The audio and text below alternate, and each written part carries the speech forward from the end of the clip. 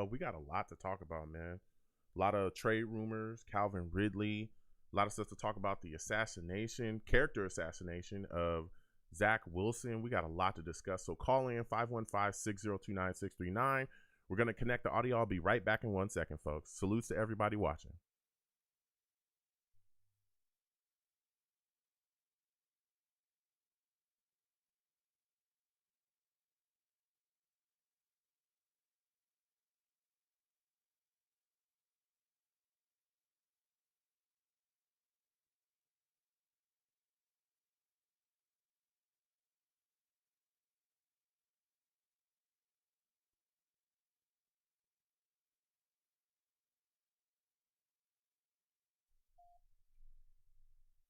Blog Radio.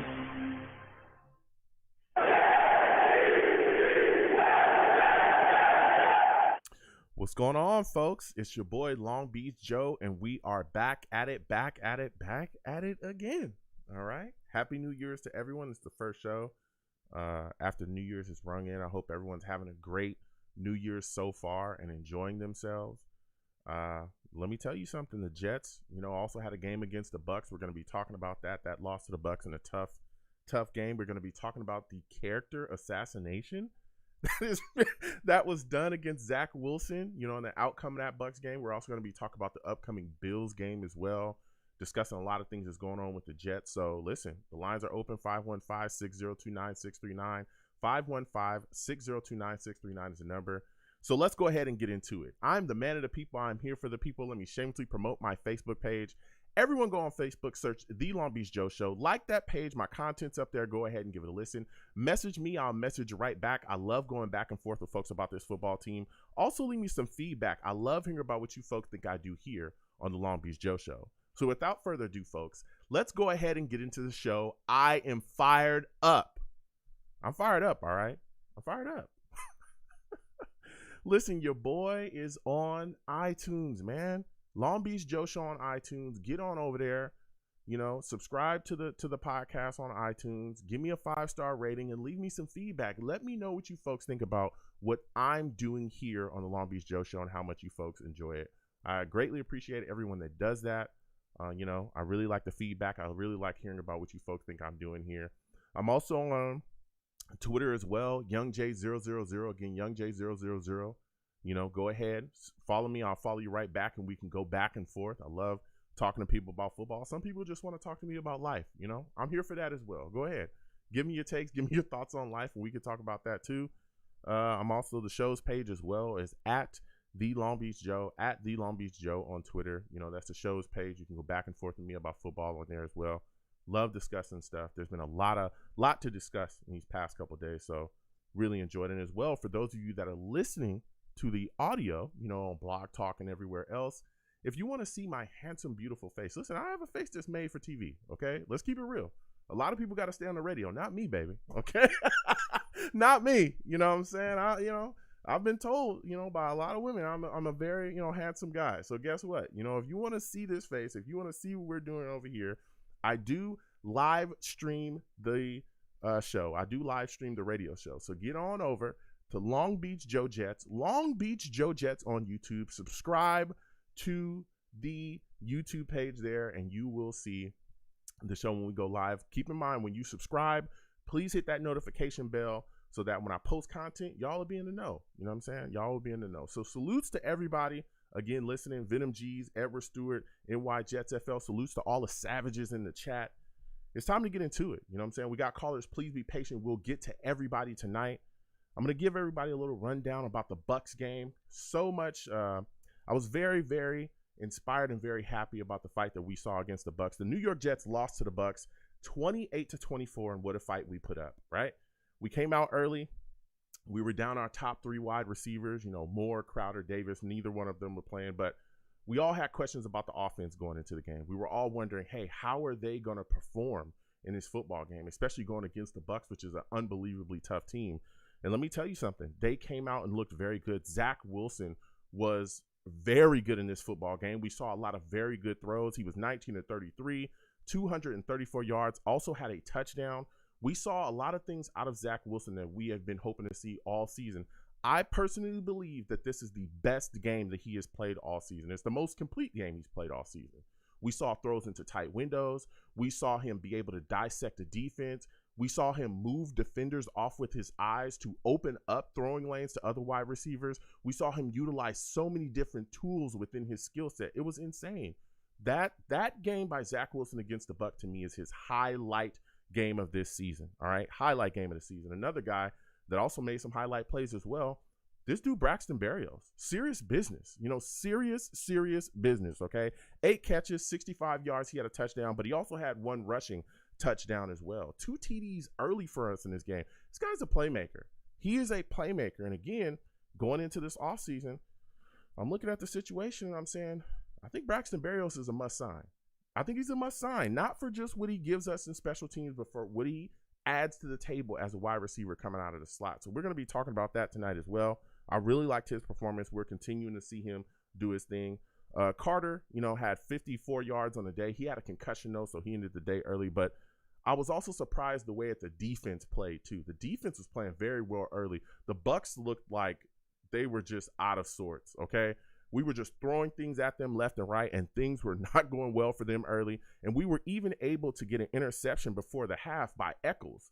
Echols was able to step up, get an interception. That put us in a position to kick a field goal. So things were looking pretty good for us, all right? At one point, I believe in the third quarter, we were up 24-17. 24-17 on the Bucs, we were up.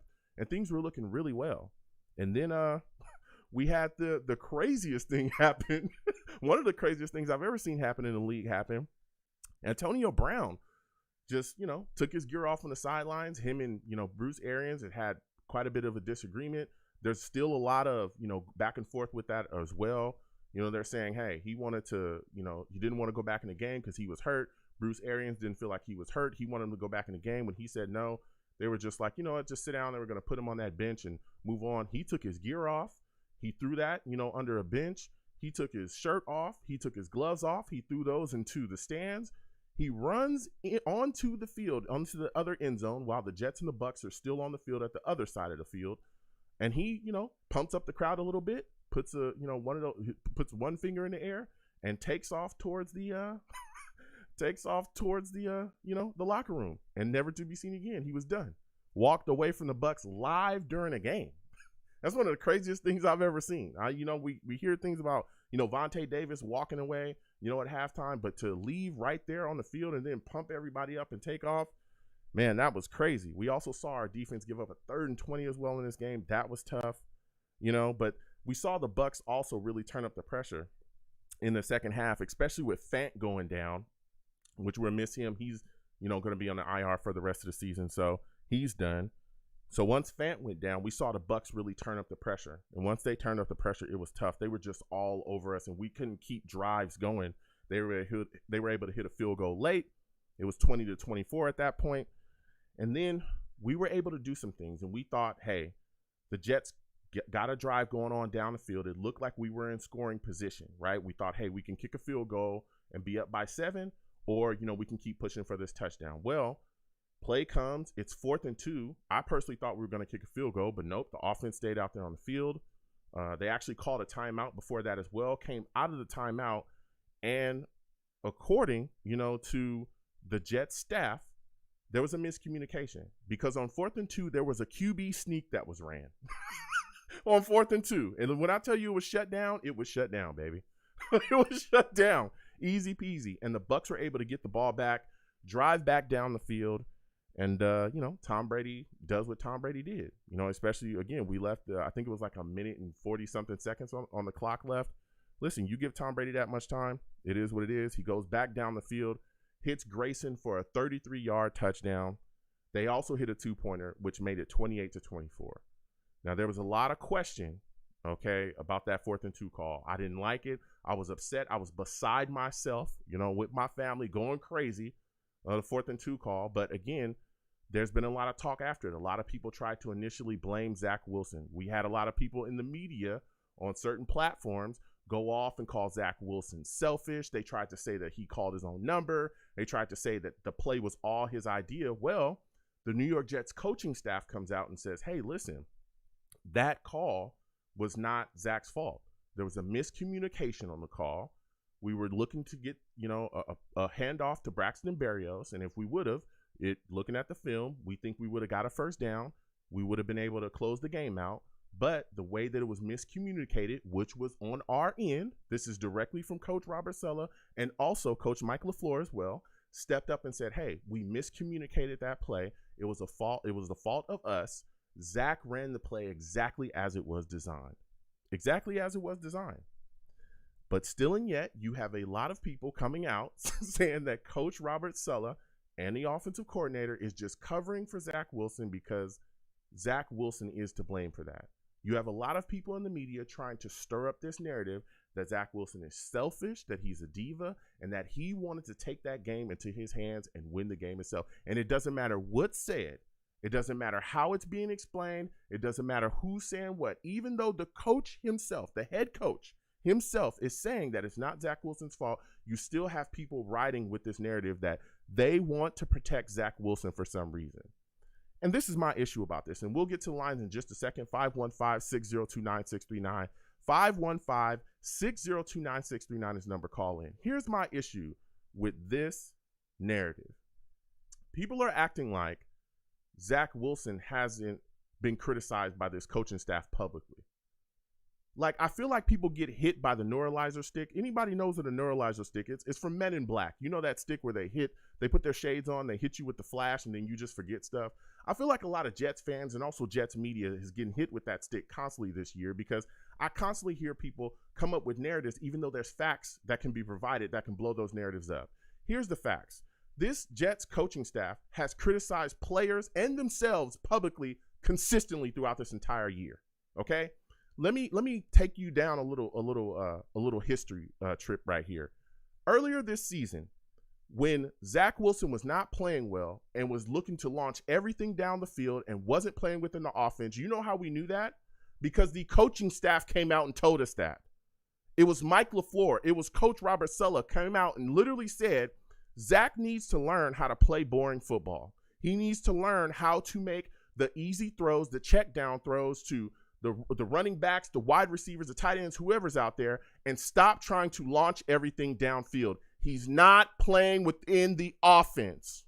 I'm going to say it again. They came out and literally said he's not playing within the offense. He needs to make the easier throws. He needs to learn to play within the offense because currently he is not playing within the offense. That is public criticism. He was playing horribly. Earlier this season, Zach Wilson was not playing well. When he threw those 4 interceptions against New England, the coaching staff came out and talked about that. He needs to learn how to take care of the ball. He needs to stop throwing the ball, into places that it should not be. He's got to get better. This coaching staff has not been shy about publicly criticizing Zach Wilson. As a matter of fact, this coaching staff has not been shy about publicly criticizing any player on this roster. Does anybody remember Denzel Mims? I know some of you may have forgot him because he hasn't been playing much, but you know why? Because the coaching staff publicly came out and said that he does not know the playbook well enough to play. Anybody remember that? All the heat that they were taking early. Mike LaFleur, Coach Saleh, both of them came out and literally said, in a nice way, he doesn't know the playbook well enough. He doesn't understand the positions well enough, and we're not going to play him until he does. Not only did they say these things publicly, they followed them up with actions. This dude his ass has been on the bench for I don't know how long. We ain't seen the guy since I don't know when. He's been on the back of a milk carton all season. We are down 3 top wide receivers here. We're down. Our top 3 guys were gone. We're still not seeing him play. Still. Nobody ever sees the guy because they follow that up with action. Not only do they criticize players, they criticize themselves publicly as well. When Mike LaFleur was a guy that everybody damn near was being headhunted by the media and the fan base. There were fans that wanted to fire him during this season. He came out publicly during interviews with our local beat and on the Jets everywhere saying, my play calling is not good enough. The struggles on this offense, the struggles with what's going on here is my fault. I need to figure out how to step up and get better play calls. This was before he went to the booth. Anybody remember that? Because I do. Anybody get hit by the neuralizer stick? Huh? I didn't. I must have my shades on 24 hours a day because I remember all these things, okay? When Sulla was blowing through timeouts and had game management issues, anybody remember all the timeouts that he blew through during the Dolphins game? You know what he did? He came out and said, that is unacceptable. The issues that we had game management-wise are on me, on the coaching staff. We can't have that. And I'm holding myself accountable. He literally said that. These narratives are insane. They're insane. And if you want to know why there's been such an issue attracting free agents to come here and why so many players do not want to play for the New York Jets, why we've had so much of an issue being able to attract players, part of it has been the media. Part of it has been what we're seeing right now being done to Zach Wilson. You can do exactly what the coaches tell you to do and still have people on your back in the media. Still have fans on your back. Even though you're doing exactly what you were told and the coaches came out and said that he's doing exactly what we're told. It doesn't matter. We're going to make up narratives to drum up drama. That's exactly what's being done. That's part of the reason why we are not a huge destination for free agents. It's part of the reason. That's part of the reason why we constantly have to try to overpay guys to get them to come play here. I had to say that because it upset me. 515-602-9639. I'm going to the callers because I want to hear from people. I want to hear. We're going to be talking about the Bucs game. We're going to be talking about Calvin Ridley. There's a lot of people that want to trade for him. We'll discuss that. We're going to be talking about the upcoming game against the Bills. We're going to be talking about what's being done to Zach Wilson in the media. We're talking about it all. 515-602-9639. 515-602-9639 is the number. Call in. I'm taking all callers. When you call in, be patient. We're getting to everybody. And I'm going to hear your takes. And for those of you that are new, because I do get new callers, when you call in, stay on the line, okay? I have a queuing system. I can see you. You don't have to call in and hang up, call in and hang up, all right? If you do that, you'll be at the bottom of the queue. I'll never hear from you. Salutes to everyone, all the savages. Please give the stream a thumbs up wherever you're watching me from, and retweet the stream. Share it with your friends and family if you can across your social media platforms. I greatly appreciate it. If you have not subscribed, please subscribe and hit that damn notification bell. I'm fired up. I'm fired up because that upset me. Having the coaches publicly come out and say he did exactly what we told him to do and there's still character assassinations is insanity to me. Salutes to all the savages in the chat. I call my chat savages. Why? Because they get after it and they are savage. Nobody is safe. Nobody. Savage. Nobody is safe. Not even me. It's time to get to the callers again. 515-602-9639. 515-602-9639 is the number. Call in. First caller I'm going to is my guy, Chris. Chris, I'm coming directly to you. Salutes to you, Chris. I want to thank you for calling in. Everybody stand up. Joe, stand up and let me hear y'all say J-E-T-S. Just. What a game. That's what I'm talking about. Game that was. Let's go, Chris. Bring the energy. Woo! That's right. Let's start this part. Let's start this right, man. Yeah. Let's talk about it because I'm saying nobody, I don't care who you are, nobody expected this game. We were almost looking at a Super Bowl game against the GOAT of GOATs, Tom Brady. And if anyone says that this was a bad game, come on. Zach Wilson, shot for shot, throw for throw, touchdown after touchdown. The defense saw the offense playing hard, and the defense said, we got to play hard too. And if you are going to talk about anything at all, we all got to be talking about how the heck does anyone not realize that if Michael Carter was still in this game, we would have just ran the ball instead of a QB sneak or instead of a passing it to Barrios. Come on, guys. This was a great game. Positive moving forward. Yeah. Joe, I love your show, man.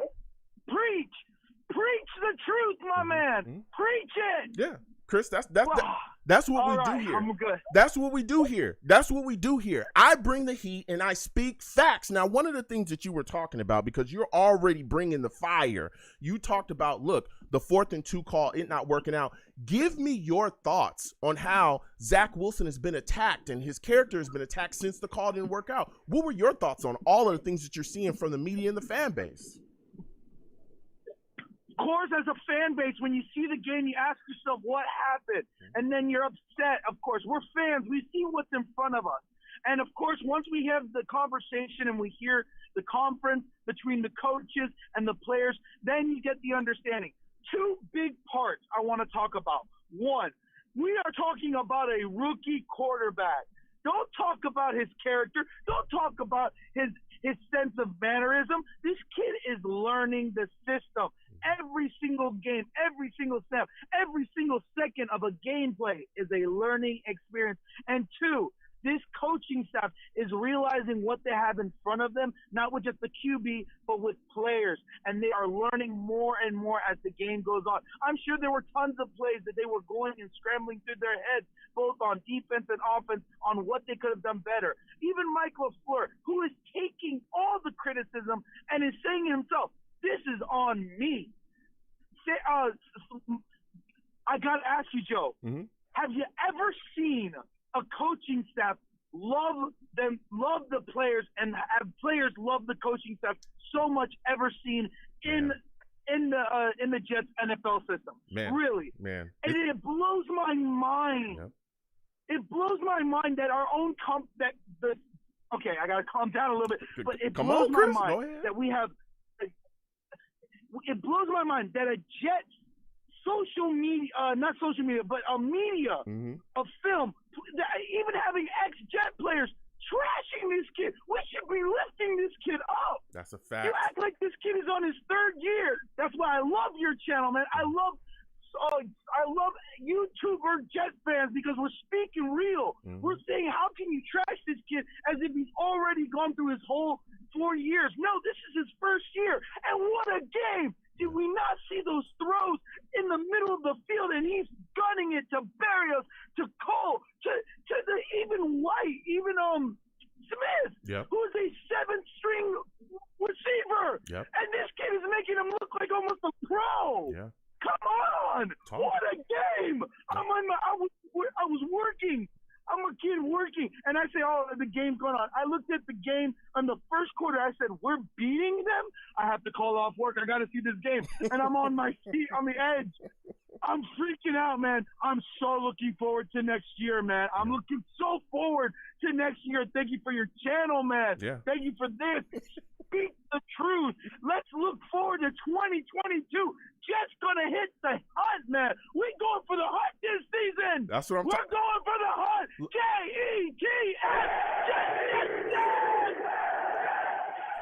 Now, my final question for you, Chris, because you brought the heat, man, is what are your expectations from Zach Wilson in this upcoming game against the Bills, and what is your final score prediction as well for the game? Final score predictions. You know what? Just for final score predictions, I still think Bills are going to play a hard game. They're playing for something real. So I think the Bills are going to come out with a win. Now, as far as what I'm expecting from Zach Wilson, I want him to play it just the same. I don't give a crap about. I want a good draft pick regardless of anything, but I don't care what they're thinking. I want the players to play like they're still playing the Bucs. Like they're pissed off that they lost that last game against the Bills, and they're like, no, we got to prove something. And if they're going for a W, which we all know that they are, everyone's going for a W, go for that W. I want to feel excitement. I want to see Zach Wilson show the world, show the media, show even the people talking about him after a game that he is a great player, that he can throw, and he is the future. Prove everybody that. Absolutely. Absolutely. Listen, Chris, I want to thank you for calling in. You have yourself a good night, my friend. You too, man. Let's go. Jets coming up, man. Jets. That's what I'm talking about. We're going to continue with these lines. Again, 515-602-9639. 515-602-9639 is the number. Call in. We are taking callers. Listen, we're off hot. You know what I'm saying? We are off hot all day, every day. We're coming out with straight fire. We're coming with fire. Zach Wilson is playing well. Let's get to it. We're going to keep getting to these lines again. 515-602-9639. 515-602-9639 is the number. Call in. Next, I'm going to my guy, Donovan. Donovan, I'm coming directly to you. Salutes to you, Donovan. I want to thank you for calling in tonight. How are you feeling, my friend? Give me your thoughts about the play of Zach Wilson against the Bucs, man. How'd you feel about his performance? Joe, what up? Salute to you. Salute, I haven't man. talked to you in a couple weeks. I figure I'll let it, simmer out and let it be what it be until we got some more information. Mm-hmm. And I just want to bring it back to you when we had the call-in show, or you had the call-in show in August, Mm-hmm. and you said, who do I think is going to be a surprise player for us? Who did I tell you? I said Braxton Barrios. You did. Keep an eye on him. I've been saying this since last year. Braxton Barrios. Mm-hmm. Pay that man. Mm-hmm. Pay that man. Don't overpay. Don't overpay now. Keep him in the right price range. You know what I mean? But the man needs to come back in the building. Got to come back. Yeah. And Zach, anybody who's complaining about Zach, Mm-hmm. you haven't been watching the progression throughout the season. Like, that was his. We've been asking for a full game from him. He's only had a half or maybe a quarter where he looked pretty good, whatever. This was a complete game.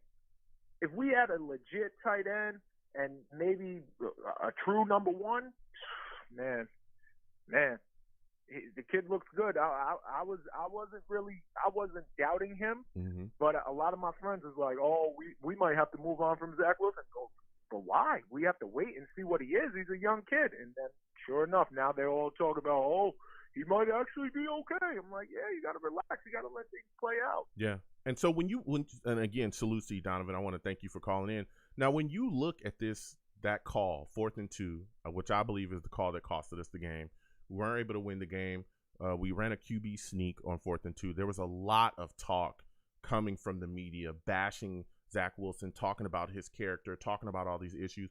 What were your thoughts about the attacks that you saw or the attacks that you heard about for coming from the media, going after Zach Wilson, calling him selfish and all these things? I don't even understand it. Like, that's the problem with the New York media. Like, even any team, like, we want everything so fast and we're ready to point fingers at this one, that one. We don't never let things play all the way out. It doesn't matter what team you follow in New York. That's just what it is. But to attack the kid on a personal level, like Bart Scott was doing, and Willie Colon and who was it, Doozables, I think it is. Yep, Legit Doozable. They were attacking him on a personal level, calling him Peter Pan and smallest legs on the field. Why are you doing all of that? Like, just say what your gripe is and move on. You don't gotta. If you're gonna attack him on his play on the field. Don't attack him on a personal level. Yeah. Because I think in all actuality, I mean, if you think about what the kid has gone through all year, he's taken accountability for himself the whole entire year. Yeah. You know what I mean? And he's saying that he has to work on stuff. I mean, what more do you want, like, from the kid? Like, and then they're all on other platforms now. They're getting their interviews, and they're talking about, oh, yeah, Zach played amazing. You went on a 30-minute tirade. That's a fact. Attacking this kid on a personal level and never talked about how great he played. And I'm a diehard Jet fan. I hate Tom Brady. I would have loved to get the win. But at the end of the day, it is what it is. Like, we didn't win the game, but they played amazing. And I think that's what we wanted all year long. We wanted them to play great. If they lose, we can live with that as long as we have something to attach ourselves to. And that's why I think a lot of fans are talking out now, and they're like, yeah, this is all what we asked for. Lose close games. I mean, the way we lost it was terrible. Don't get me wrong. But once I stepped away a couple hours later, I was like, you know what? They played great. I'm not even mad. Yeah, and like you said as well, and you brought up a great point. Jets fans really just wanted to see, if we lose, okay, we lose. We understand that, again, a lot of people have lost sight. We're in a rebuilding phase. I don't know if anybody remembers this whole deal, right? But I feel like I have to keep reminding people we're in a rebuild. Like, we're in the start of an actual rebuild. Stop talking about what McCagnon did. That was not a rebuild. I don't know what the hell that was, but that was not a rebuild. It wasn't a true rebuild. He didn't do it properly. So here we are starting again, right? And we're in the midst of our rebuild. Well, within that rebuild, guess what? You're going to have these situations where you're losing. You're trying to put a team together. We still need to fill gaps with talent, but we want to see the team play well and open that door of hope to show us some light at the end of the tunnel. We want to see you go out there and be competitive on a weekly basis. If you're losing to teams like the Bucs, who honestly are a legitimate Super Bowl threat this year, right? Then there's various other teams too. Right. But as long as you're competing and you're fighting hard and you're out there giving it all that you got, and we see that on the field, we're seeing things work out. The play calling that we're seeing from LaFleur, the coaching ability, I mean, outside of that 4th and 2, but the play calling that we're seeing from LaFleur, and we're seeing the coaching ability from Sulla, because it's also a judgment period for them as well. A lot of people are forgetting. It's not just about the players. It's also about figuring out if they're the proper guys to lead the rebuild. So as long as we're seeing all these things work in concert, and we're seeing all these things out on the field, and they're looking good, we don't have enough, but they're looking good, then guess what? That gives fans hope to say, you know what? We're headed in the right direction. That's all we want to know, dog. Are we headed in the right direction? Go ahead.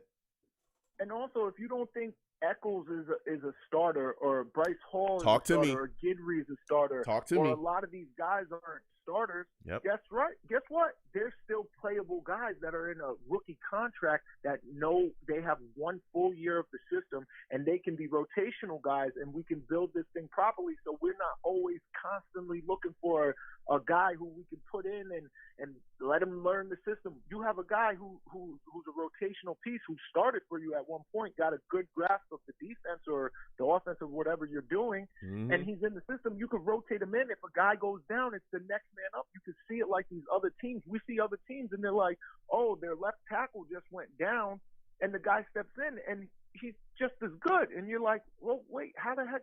That's because they're recruiting these guys and keeping them in the system and keeping them flowing through so everything can progress. Yeah. That's why when I called a couple of weeks ago, I said, anybody who's mad, what was it? I think I called after the New Orleans game. And I said, anybody who's mad, you can't really be mad. This is the first time. I've been watching the Jets since 98. And this is the first time that I can see since the Parcells and even what we did with Mangold and everything like that. This is the first time we're sitting here and we're looking at it like, okay, we have some pieces here that could be rotational pieces. They can stay for a little while. We have the draft capital. We have the money to do it. You have Joe Douglas, and I know we've all been critical about Joe Douglas. Some things he did wrong, but look at what he's done to clear it out the proper way of how you rebuild. You cleared out your top guys that we thought were top guys. Jamal Adams, Sam Darnold, Leonard Williams, Robbie Anderson, all of those guys that I just named. Look what we got back, and look what they're doing. I don't even know how you can really be mad as a Jet fan. Like, everybody needs to calm down. This is not the time to be mad no more. It's time to rejoice a little bit. You can relax a little bit. You know? It is. Yeah, absolutely. And you're completely correct, Donovan, because let me tell you something. The way he hit the Seahawks with that old fleece button for old Jamal Adams, a thing of beauty. Salutes to you, Seahawks. Terrible trade for you. Every time I think about getting two first for an overrated box safety, it just brings a smile to my face, Donovan. Every time. And then the offensive line, we've been critical about them. Look at the offensive line, Joe. Yeah. You got to give credit when credit's due. I'm not saying that we don't keep upgrading it. Yeah. But I'm saying you had a lot of plug and play pieces in here. We haven't even seen Becton all year. Fant goes down. Edoga lets off one sack, but for the most part, he kind of held his own. You can't even be mad at it. Yeah. So when you Feeney, we didn't even think Feeney was a guy. That's what I'm talking about. Now, when you look at some of the pieces, and I want to ask you this question because, again, we got free agency coming up. We'll be talking about the offseason, but there's a lot of rumblings about trading for Calvin Ridley. A lot of people are starting to talk about it. What are your thoughts about that, man? Is he a guy that you would give up capital for? I mean, that's the point of having the draft capital, right? It's not about drafting the next guy, but you have the draft capital to go out there and say, hey, you guys are thinking about moving from Calvin Ridley. Here's a second-round draft pick. You have a known talent instead of trying to make sure this talent is is in the right system and he can progress through the NFL. You already seen what he's done. I mean, he's going through something right now. You got to fall back and see where he's at mentally.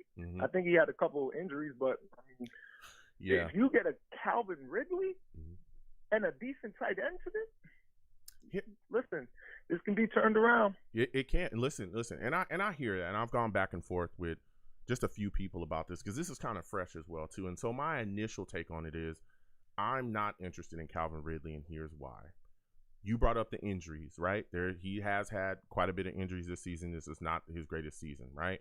But it's also the issues where they talk about him having a mental illness and not being sure of whether he wants to move forward playing football. That was a big concern with the Falcons this year, right? So for me, I look at it like this. The injuries aside, right? Because, again, you can trade for a guy that's been injured. I remember I was advocating over the moon for Robinson that plays with the Bears. I wanted him like crazy. Yeah, and he was coming off an ACL tear. But when you have a guy that's questioning whether he wants to play football or not, or where he's at, I don't think I'd want to take a chance on a guy like that. Giving draft capital. You talked about a second. I've heard people talk about, higher than a second round pick. I've heard people say, hey, they won't give it. Whatever it is, I'm not willing to give up draft capital for a guy that doesn't know whether he wants to suit up next year or not. I'm not willing to do that. And here's why as well. That draft capital. I'm not the highest on him. Yeah.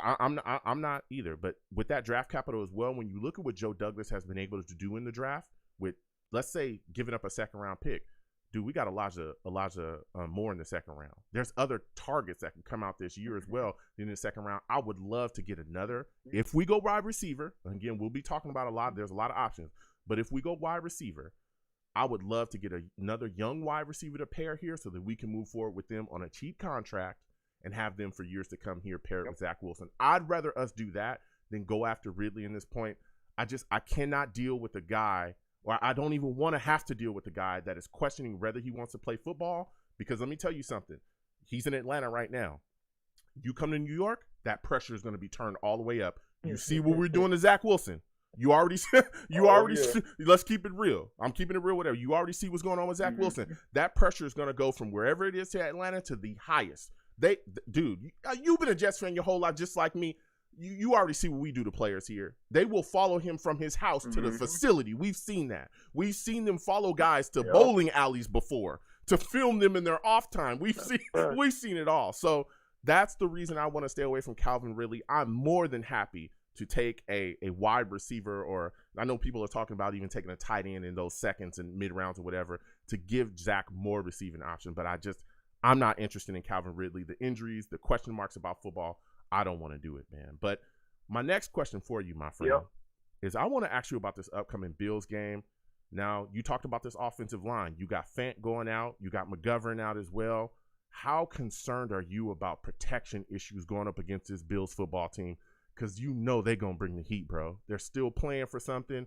They're still trying to, make their way, make their push, get that higher seed.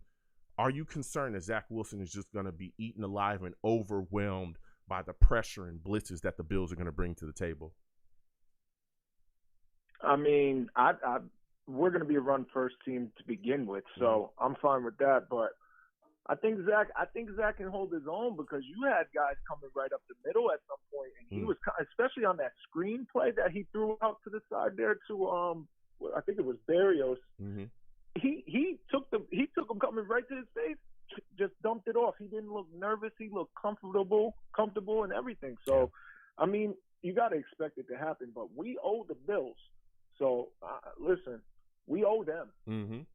We owe them. It stinks because the Patriots will win the division, but I'm kind of used to the Patriots winning, so I'm fine. I'd rather Buffalo and Miami stay in the bottom of the barrel like us and let one of the crabs out of the barrel. You know what I mean? Keep Buffalo down. Let's beat them. Yeah. I can deal with the Patriots winning. They've been winning. Like, who cares? Yeah. Yeah, you talking that talk. We owe Buffalo, though. They knocked us out of the playoffs. That's a fact. Now, give me your final score prediction, man. That's the way I'm looking at it. Yeah, give me your final score prediction, man. How do you think the game ends up? I think it's going to be a tight game again. I mean, I'm going to say it's going to be a loss. I'm gonna be realistic, but I think it's gonna be. I still think we're gonna hold our own, and I think it's gonna be another late one for them to win it. And I think it's gonna be like a 27-20, kind of like what we seen last week. And we're gonna be competitive. I think they're ready to go. Okay. I think they have that bad taste in their mouth from last week. 27. It could be upset, but I think we'll play well, but we'll lose 27-20. 27-20 Bills. All right, I respect it, Donovan. I respect it. So my last question before I let you go, man. Give me your thoughts about this Antonio Brown situation. You watch him walk off the field. Is that the craziest thing that you've seen happen in football? By far. I mean, we've never seen that, but I mean, I don't even know what to believe about the whole situation because he's saying it's fractured bones in his foot. My man did jumping jacks the whole way out. So I don't know. Like I don't know. He burned every bridge that any person that was in his corner for anything from Pittsburgh all the way up till now. Like he's burned all the bridges. So I mean, I'm not saying he has mental. I mean, he does have mental issues. I don't want to put it all on that. Like, at some point, you got to be responsible for yourself. That could have went a totally different way. Like, I get it. If a coach tells you, get off my field or you're done or anything like that, yeah, but at the end of the day, there's a bunch of stuff my bosses say to me, and I want to do what I want to do, but I'm not going to do that and make myself look crazy. Yeah. He's crazy. Yeah. Something's not right. There's something going on, Donovan, like you said as well. To me, it's the craziest thing I've seen, man. I'll take it. If the Jets are the reason why you went crazy and went off the field, hey, that's another notch in our belt. I'll take it. We created Tom Brady, and we just made his world worse because he ain't going to get a chip. He don't got no receivers this year. All right. Well, salutes to you, Donovan. I want to thank you for calling in. You have yourself a good night, man. All right, Joe. Listen, we're going to keep getting to these lines again. 515-602-9639. 515-602-9639 is the number. Call in. We are taking all callers. Please be patient. We'll get to everybody. If you're watching me, no matter where you're watching me from, please give the stream a thumbs up and a follow as well. If you're on YouTube, please subscribe. And when you do subscribe, please hit that notification bell so when I post content, you folks will be in the know. Share the stream with your friends and your family. I love, coming in contact with different people and having football discussions with everyone. Also, if you like to give to the stream, my super chat is there. You can hit the super chat right in above the chat. Also, if you don't want to hit the super chat, some people just want to hit me in my Cash App. Cash App is right at the bottom of the screen. Anything that you give to the platform is greatly appreciated. So we're going to get back to these lines again. 515-602-9639. 515-602-9639 is the number. Call in. Next, I'm going to my guy, Jacob. Jacob, I'm coming directly to you. Salutes to you, Jacob. I want to thank you for calling in tonight.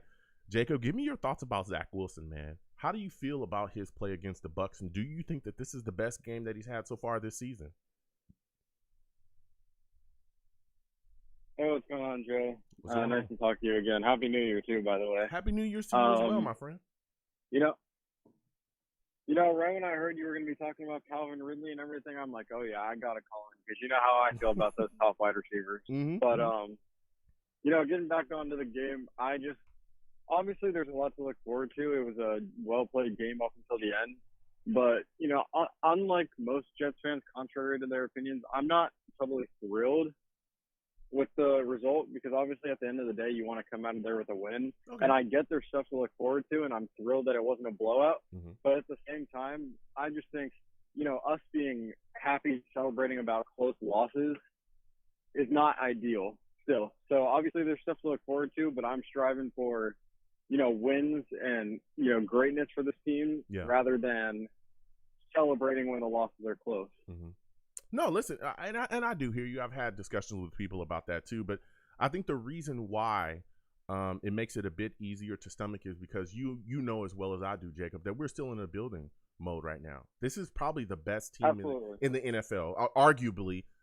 I know people have, various teams up there, but this is one of the best teams, if not the best team in the NFL. This is a team that's going to be competing for a Super Bowl. We are not there yet. We're a team that's still trying to figure things out. We're in a rebuild. We're trying to fill this team with talent at various positions and find our way still. This kid that we got in Zach Wilson, he's a full-blown rookie. We're really celebrating him stepping out and improving in front of our eyes. Yeah. That's what we're celebrating. We're celebrating him taking a step forward. So for us, for a team that hasn't had a quarterback in I don't know how long, seeing a young guy step out there and continue to show flashes of greatness and then put together a game where we're like, whoa, this kid could really be good if he just continues on his way. And not only that, but continuing to see him talk about getting better. We're hearing players come out and talk about how in the locker room, he is becoming a leader. He's demanding greatness from players around him. Those are the things that you need as a, within your young quarterback or within your quarterback period. For sure. That's going to drive your franchise forward. So that's what I think we're celebrating there, Jacob. Yeah, I can see that. And I think there's definitely a lot to look forward to. And, when we're going into the off season looking for, games to watch again on tape, because obviously over the off season, you got to go back and rewatch old films because there's nothing new coming out all the time, week after week. This is definitely one of the games we're going to want to go back and look at, because when you keep up with the Super Bowl, the reigning Super Bowl team, that's absolute improvement right there. If you would have told me at the beginning of the season, coming in here with a rookie at quarterback, a rookie at running back, rookie at wide receiver, a couple rookies on, at corner, rookie on the offensive line, just rookies all over the place, telling me that we're going to be neck and neck with Tom Brady until the last drive, nobody's believing that. And so I can definitely see where all this, celebration is coming from. All I'm saying is just, instead of getting comfortable now that it's happened once, settling for and being happy with close losses, let's look forward to what we got in the future, but not settle for close losses and be happy when we get wins. That's all I'm trying to say. Okay. No, listen, and I hear you. I think we're all just excited about seeing Zach Wilson improve. Of course, we want wins. Yeah. I think everybody wants wins. But watching him improve, and not just him as well, the team itself. And that's where my next question is for you. When you look at Braxton Barrios, who's a guy that really has stepped out, we were down our top 3 wide receivers. He steps in and is really out there making plays, has a receiving touchdown, runs in a touchdown. Dude, isn't this a guy that you should keep for the future? Is he a must re-sign for you to keep him around this Jets facility? Yes, without a doubt. He's like our own. I'm not saying he's Deebo Samuel, but in terms of how Deebo Samuel is utilized for the Niners, that's like what Braxton Barrios has done for us, it feels like. And so I really think right when we got to the contract extension of John Franklin Myers, that for me was like the turning point of, okay, we're no longer tanking, trying to get picks for as long as possible. When we see we have talent in the building, we're going to start trying to keep it around.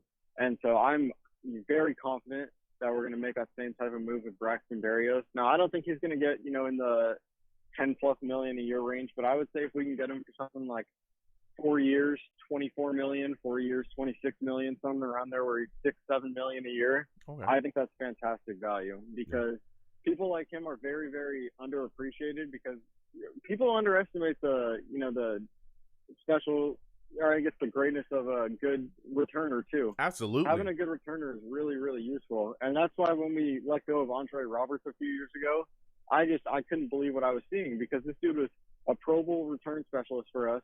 It just seemed like every time he got the ball in his hands and he didn't call for a fair catch, we all just expected it to go for a touchdown. And then we let him walk for nothing. And so now that we have something like that in the building again, knowing that he's a great return specialist, along with how quick he is, and we know he has reliable hands, he doesn't drop anything, it seems like, that's something you have to keep on. Or you have to hold on to, and something we've got to re-sign him. Yeah. And like you said as well, and that was another thing that I was talking about earlier too, was not only, the on the field stuff, the stuff he gives us in the slot is phenomenal, but the return ability, the special teams ability, like you said as well, a lot of people don't understand how a great returner or a good returner will impact the game. Dude, that literally can give us great field position. It sets our offense up for good drives. He could set us up for short drives. If you look at what we've done this year, a lot of our offensive drives have been set up because he was a solid return. We had a solid return from him, and he set us up in really good field position. That's huge, especially, again, when you're talking about a young quarterback. You want to go as short as possible to the end zone if you can. You don't want to have to do these 99-yard drives constantly. You know what I'm saying? So he's giving us something there. So I would love to see him brought back. To me as well as you, I think he is a guy that's must sign. I don't want to dramatically overpay, but I do want to make sure that we can get him in for a comparable deal between us and him and make him, a Jet for a little bit, a while to come. I really want to see him continue to play for it in this. That's why I think the $6 million range is a pretty good range. I feel like. Mm-hmm. Yeah, I do. Somewhere between $5 and $7 million a year seems fair. Yeah. So when you look at this defense now, you talk about young players. We're seeing Echols really step up, man. I mean, this guy's played really well, so far this season when he's been out there. Again, he's been nicked up here and there, but dude, when he's playing, he's solid out there. Do you think him and Hall could be our cornerbacks of the future, or would you still look to continue to address that position in the offseason?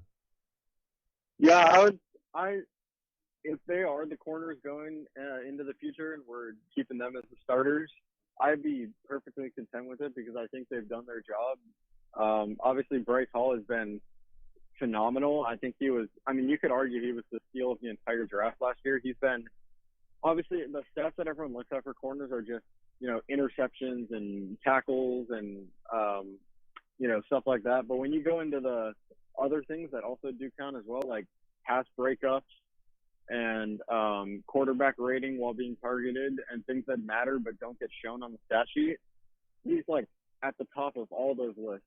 And so he's definitely somebody who I can see us holding on to without a doubt. Brandon Echols has been solid. He hasn't been as good as Bryce Hall, but he's done his job too, covering the number 2 guy on most teams. For a 6th-round rookie, he's been way better than I think any of us would have anticipated. So I would love to see us hold on to him in the future, even if it's as a rotational guy. He's definitely somebody who's, proven he's worthy of sticking around too. Yeah, I think he is as well. And also we're continuing to see the great play of CJ Mosley. This dude is flying around. There was a lot of question marks about him coming into this season, but let me tell you something. CJ Mosley has put his stamp on this season. This guy is just destroying people. He is the guy out there. He's a leader within our defense, and he's played very well for us. Now, one of the things I wanted to talk to you about as well, Jacob, is the whole Calvin Ridley situation. You wanted to talk a little bit about it earlier. Give me your thoughts on it, man. There's a lot of people for some reason now that are, I know that there's been issues with him in Atlanta. They're saying that in the offseason they would love to see the New York Jets trade for him. Give me your thoughts on that, man. Is he a guy that you would give up draft capital for? Yes, without a doubt. Because I can see where you're coming from totally, where the mental side of it is not 100% sure. But I did see a tweet from like an NFL insider that said something, around a 2nd and a 4th could get you there. And so essentially, to me, what that says is with our 2nd and 4th, keeping in mind that we have an extra 2nd and we have an extra 4th, in a sense, if we trade a 2nd and a 4th for Calvin Ridley, we're essentially trading Sam Darnold and Chris Herndon for Calvin Ridley in a 6th-round pick. Mm-hmm. And so you can't get much better than that in terms of a trade, because when he's on the field and he's healthy, we've seen how good he's been. And I get the mental side of it can be a little bit of a risk, but I just see the reward is much higher than the risk. Mm-hmm. And the good thing is the draft isn't next weekend or something like that. We have until end of April. And so that's, a good 3 months for things to get figured out. And if by then he's made it clear that he has no interest in playing football for the foreseeable future, then I don't think we take a chance on that if he's made it bright and clear that he doesn't want to play football anytime soon. Yeah. But if things are starting to get figured out and he's getting back into football shape and, posting about it here and there, tweeting about it, whatever he's doing, saying I'm happy to be back and get going again, then I think we definitely take that chance for a 2nd and 4th round pick. Yeah. Because at the end of the day, I've always been of the mindset of you take the guaranteed good player over the potential player in the draft, if that makes sense. Because in the 2nd round, there's definitely guys who are going to become, potential stars, even superstars you can find in the 2nd round from time to time. But not every 2nd round pick is going to be an Elijah Moore or a Javonte Williams or a J.O.K. or anything like that. And so when you have the opportunity to take a potential top 15 wide receiver by just giving up a 2nd and a 4th, I say yes 10 out of 10 times as of right now. Yeah. Listen, Jacob, and I hear you. I've had this discussion with many people that said the exact same thing. But again, for me, that mental stuff, the questioning whether he wants to play football, the issues with whatever he's got going on mentally, makes me want to steer away from that. And especially when you look at where we're at within our rebuild, I think that we're a team. I know you said it looks like you gave away Sam Darnold and another player, but again, you look at the drafts that we've had we've been able to get Elijah Moore in the second round and Carter in the fourth. What if you can find two more playmakers just like them, or two guys that can play defense that can make plays just like they're making on offense? I'm taking that all day. And that's why I think I think Calvin Ridley is very talented, but all those question marks for me specifically when you look at the New York Jets, I'm a guy that, I know a lot of things are based on luck. I love to roll the dice. All right. When you look at our luck, it ain't so good. It ain't so good. All right. Like we got I don't like to tempt fate too much. All right. So when you look at whatever's going on with him in Atlanta, when he comes to if we were to trade for him and he comes to New York, it's going to get put on full blast. There is nothing you can keep away from the media here. When you look at what the media is doing to Zach Wilson, you look at what they've done to other players in the past. They've had field days with people. Remember the stuff that they were doing with Le'Veon Bell? I mean, it was ridiculous at one point. There was one point where we had a bunch of unnamed sources that used to report on the team and all kind of crazy things that we've had going on here. So when you have a guy that has some of the issues that he has, I don't think that the New York base here, some of the things that we have going on here, I don't know if that would fit him well. And I think that would absolutely make the situation worse to turn it up. I would rather take that capital and get younger players in here, especially when you're looking at the draft wizard that Joe Douglas has been so far. He's really been able to bring guys in that have had impact, immediately. Again, we're looking at Elijah Moore having impact immediately. Michael Carter having impact immediately. There's other draft picks that will impact immediately. You know what I'm saying? I would want us to go that route. But again, I understand those that want to go after Ridley. I'm just not interested. Go ahead, Jacob. I'll give you the last word on that one. Yeah. I can 100% see where that comes from. But at the same time, we got to remember two things. First of all, Calvin Ridley, he's not getting to the age where wide receiver starts to regress. He's not this 29, 30, 31-year-old wide receiver. He's like 23, 24.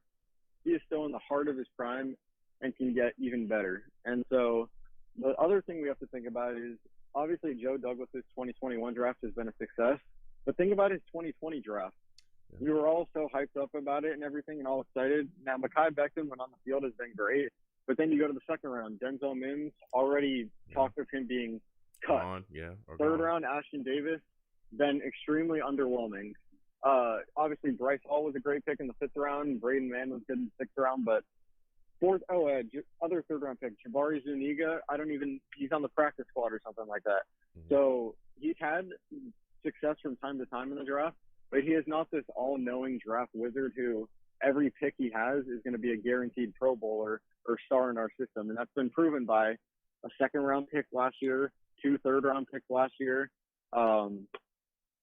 I think the James Morgan pick in the fourth round, too, I don't even know if he's on the team anymore. Yeah, he's gone. Yeah. You're talking about a second and a fourth-round pick. That's Denzel Mims and James Morgan right there. And so, obviously, the second and fourth round this year were a tremendous success with Elijah Moore and Michael Carter. But recency bias plays a lot into a lot of what people think from time to time. And when it comes to something like this, we think, a second-round pick automatically, connects with Elijah Moore, and a fourth-round pick automatically connects with Michael Carter. But then you go back 1 year further and step away from the recency bias a little bit, and you see that the second and fourth-round picks aren't even seeing the field anymore. Mm-hmm. And so I just think, as good of a GM as he is, and I love him as a GM, I think he's one of the best in the league. When that opportunity comes, it's time that we start taking a little bit of risk. And it's not like we're giving up our last draft picks. We still have 2 first-round picks, and if the guy isn't there that he wants in the first round with one of our picks, probably the later one, which is still going to be in the top 10, he could very easily trade down. Absolutely. To, let's say if we're at 7, he could trade down to 11, 12, still get a phenomenal player who's probably a guard or an edge or whatever he wants to do, acquire an extra second-round pick or a couple of extra seconds next year or whatever it is, and still come away with a fantastic player at 12. So when we have these opportunities to add stars in the draft, knowing it's not our only second-round pick. We've got 2 second-round picks. I think you got to go for it. No, listen, I hear you. It's time that we step away from I just think it's time that we take a little bit, if possible, of a step away from everything being so central or focused on, the draft. And, these opportunities don't come up all the time. It's not often that you see one healthy top 15 wide receiver available on the market for that cheap. So I think it's time that we start taking those risks because listen, and I hear you. But again, when you talk about why he's so cheap, there's a reason. Like, there's a reason. And I mean, we've taken chances on guys before in the past that has kind of worked out, and then not worked out so well. Again, Brandon Marshall, we took a chance on him as well, brought him in. He played well for us. But then if you look at the tail end of, before we had to get him out of here, there was big time issues. And what happened? We had to clear a lot of those other guys out of here as well when we had some team turnover there because there were so many issues in the locker room. If this guy is a guy that is questioning whether he wants to play football, and again, there's other issues as well that comes with him. I'm not a guy that wants to take that type of capital a second round, especially for a team that's still in a rebuild that needs help. Because like you said as well, that second first round pick, I'm thinking that's going to be edge because I'm at this point, Linderbaum is my target at the top of the first. I want to take a center at 5, and if he's there, I've been very clear about that. Absolutely. You know what I'm saying? I've been very clear about that, and I'm going to keep saying that. You know what I'm saying? And I love to have these discussions, but for me, I'm trading down with that first, and I'm getting some edge, and then in the second, if edge is still there, I'm taking it again. And I know y'all going to call me crazy, but I would look to take edge again as well with the other second rounder. Because I want as many guys as possible that's going to be able to rush the passer. When you look at how the Giants won a Super Bowl, they had multiple guys that can rush the passer. You look at how the Bucs are winning Super Bowl, they have multiple guys that can rush the passer. We're in a passing league. We haven't had a pass rusher, and I don't know how long. And we're all expecting Carl Lawson to come from a torn. Carl Lawson back. But again, he's coming back from a torn Achilles. You're expecting a guy coming back from a torn Achilles to give you 15, 16 sacks off the bat? No, I don't necessarily know. No, I'm not expecting that. Exactly. So I don't know what he's going to come back as at this point. And again, if we're Jets fans, we know how things roll around here, right? If anything bad can happen, it's going to happen. That's kind of how it works around here. Anything bad that's going to happen is going to happen. So I would like to get us multiple pass rushers in this draft.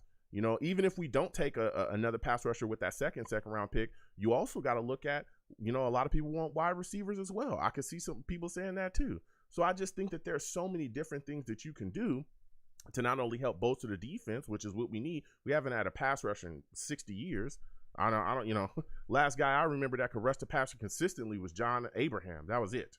You know what I'm saying? We had Aaron Maben for a little bit, but we haven't had anybody since then. We need to make that a focus. And we need to make that a focus because that's literally how Sulla's defense is predicated. It's predicated off of pressure. That's what it is. You don't have to have amazing safeties. That's why I don't want to take a safety at 5. We'll be talking about that tonight as well. A corner, that's fine. I would look at corner, but if you look at how we're supposed to be built, we're supposed to literally be built like the 49ers. The 49ers bring pressure. They got Bosa, they got Warner, they got all these guys that just come off the edge and make it a long day for your quarterback. You got to like 2 seconds to figure out what you want to do with the football. Either you're going to get hit and it's going to be a strip sack, or you're going to throw an interception because you have no clue where the ball should be going. You're just trying to get it out. That's how this defense is predicated. It's from the front to the back, not from the back to the front. That's why I don't want a safety. Mm-hmm. I'm so tired of arguing with guys about safeties too, Jacob, on Jets Twitter. I just had enough. Go ahead, Jacob. Give me your thoughts on that. Okay, yeah. So again, the Kyle Hamilton thing I see completely. But when you go back and look at, like, have you ever seen, when people do, like, a couple years in the future, they go back to one of the old draft classes and they do like a redraft where what I would do if I was the GM of this team now, and everything, and all the really good players who were steals, get picked in the top 10 and everything. Derwin James got taken at pick number 17 in real life. And if you go back to like a 2017 redraft or something, he's top 10, all the comments are just, how could Derwin James not be there? He's the best safety in the NFL, this and that. And I just think Kyle Hamilton is so much more than just your prototypical safety. He can play weak side linebacker. He can rush the passer. And if that's what our defense is built on, having guys who can get to the quarterback, he's exactly that. Because he's not just a regular 6 foot, 200-pound safety. He's 6'4", 235, 240, whatever he is. He can play safety. He can cover tight ends.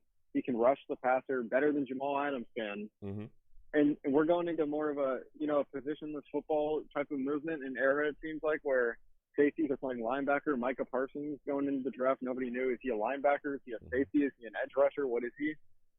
He can play all around the place like that. These guys who play, positionless football, same thing with Deebo Samuel and like what we're doing with Braxton Barrios. We use them as running back, wide receiver, all this and that. And when you put somebody like that, like Kyle Hamilton, in a situation where it's a defense strictly built on getting to the passer and using guys in creative ways, that's exactly what I see us being able to do with him. Now, I would not take him at 4 if there's Derek Stingley there or Evan Neal as a tackle or one of those two top edge rushers in Hutchinson or Thibodeau, I'm taking all of those over the safety. But if we want to trade down with that second pick, which right now is at 7, if it stays at 7 and we want to trade down to 10, 11, and we acquire an extra second this year and next year and all this, and he's still there, I have no issue with us taking him there because he's so much more than just a safety. Yeah. I mean, I hear you, but, you know, and again, I think the kid's phenomenal, but he is a safety in my book. I understand that he can be moved around, and we hear a lot of. There's been other guys that is Jabril Peppers. I believe they were saying the exact same thing about him. He could be moved around. We've seen that with other guys as well that can be moved around. But at the end of the day, he's a safety. Jamal Adams, they were saying the same thing. Dude, he's a hybrid player. He can be moved around. That's phenomenal. He's a safety. All right. When you look at the situation here, I think there's positions of impact. We could not take a safety that high in the draft. And I know that you talked about a lot of different things, but we cannot take a safety that high in the draft. You have to go and address positions of impact. We just did that when we took Jamal Adams earlier in that draft with McCagnon, and we never really properly addressed position of impact, and we've seen what that happened with the. I'm looking at the board, and I'm just saying, look, you get the pass rusher. You get the guy that's going to rush the passer. You get the guy that's going to bring the heat. And also you make sure that you get yourself an offensive line to protect Zach Wilson, because let me tell you something. We ain't going to have much of nothing if he keeps tearing his PCL or tears his ACL next season, because Connor McGovern or Greg Van Roten or whoever the hell we got playing center or guard cannot stop the interior pressure. So that's a big issue. But again, we're going to be having a lot of these discussions. Yeah, we're going to be having a lot of those discussions going forward for the draft. So my final question before I let you go, Jacob, you've been bringing the heat tonight, man. Give me your final score prediction for the upcoming game against the Bills, man. How do you think this game ends up? What do you think happens? Realistically, I think it's a loss, but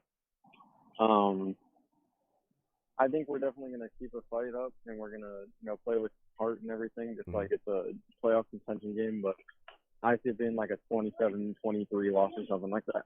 Okay. 27-23 loss. Wow. 27-23 loss for the Bills. Jeez Louise. That's tough. It is what it is, though. Listen, salutes to you, Jacob. I got to get back to these lines. You have yourself a good night, all right, my friend? All right, you too. Happy New Year. All right, have a good one. Salutes to Jacob for calling in. Again, we're getting back to these lines. 515-602-9639. 515-602-9639 is the number. Call in. We are taking all callers again. When you're on the lines, please be patient. We'll get to everybody. We got callers. We're going to get to everybody and hear everybody's takes, though. I want to respect everybody's time. So next, we're going to my guy, Steve. Steve, we're coming directly to you. We want to talk to you tonight about Zach Wilson. How are you doing tonight, Steve? Again, I want to thank you for calling in. Give me your thoughts about Zach Wilson play against the Bucs, and how are you feeling about the media going after him and his character after the 4th and 2 play call not working out? Hey, Joe. Well, first off, it's always great to hear from you, man. How you doing? I'm all right, man. I'm doing great. How about yourself? And Happy New Year's to you as well, my friend. Hey, you too, man. So, okay. So now I've been waiting to finally get a chance to talk to some people about, going back to last week's game. As going into last week, when we were playing against the defending Super Bowl champion Tampa Bay Buccaneers, I really, really, really, really thought at first that we were going to get our butts kicked in that game because the Buccaneers were the defending Super Bowl champion, and they're playing for something right now, not like what the Jets are playing for now. But I got to tell you something. I thought last Sunday was the best game I saw Zach Wilson have the whole entire season. It was the first time I think he threw for over 200 yards in the game. Most of his passes were complete. He was throwing dimes in that game against Tampa Bay, and his throws were phenomenal. And I'll tell you one thing, Braxton Barrios, I got to tell you something. He deserves to have an extension with us. He absolutely earned the contract extension. Yeah. He absolutely earned it. So now I wanted to talk about the 4th and 2 play with you.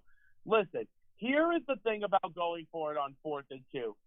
I did like the idea because, and I did understand why, because you don't want to give Tom Brady the ball back.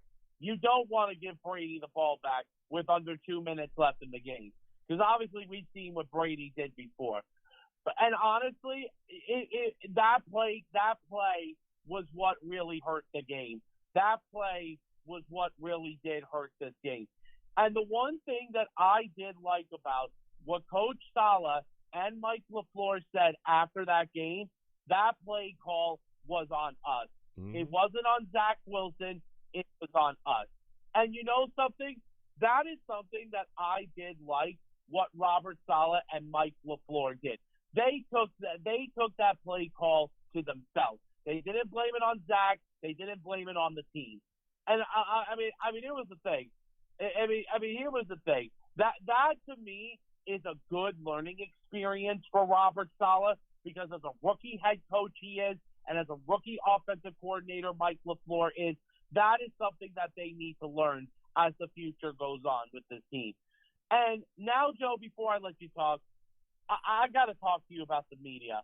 Go ahead, bro. I don't understand how the media can bash Zach Wilson after that game. I don't understand how they can bash Zach Wilson after that game. He just played one of the best games of his rookie season against a really good football team in the Tampa Bay Buccaneers. And the media decides to still bash him just because he couldn't get the job done. Yeah. Listen, this was a game we weren't even supposed to be in. This was supposed to be a game where Tom Brady and the Buccaneers were supposed to blow us out. Well, guess what? This past Sunday, that did not happen. We played a good, competitive football game throughout the whole entire game, just except for the last portion of the game.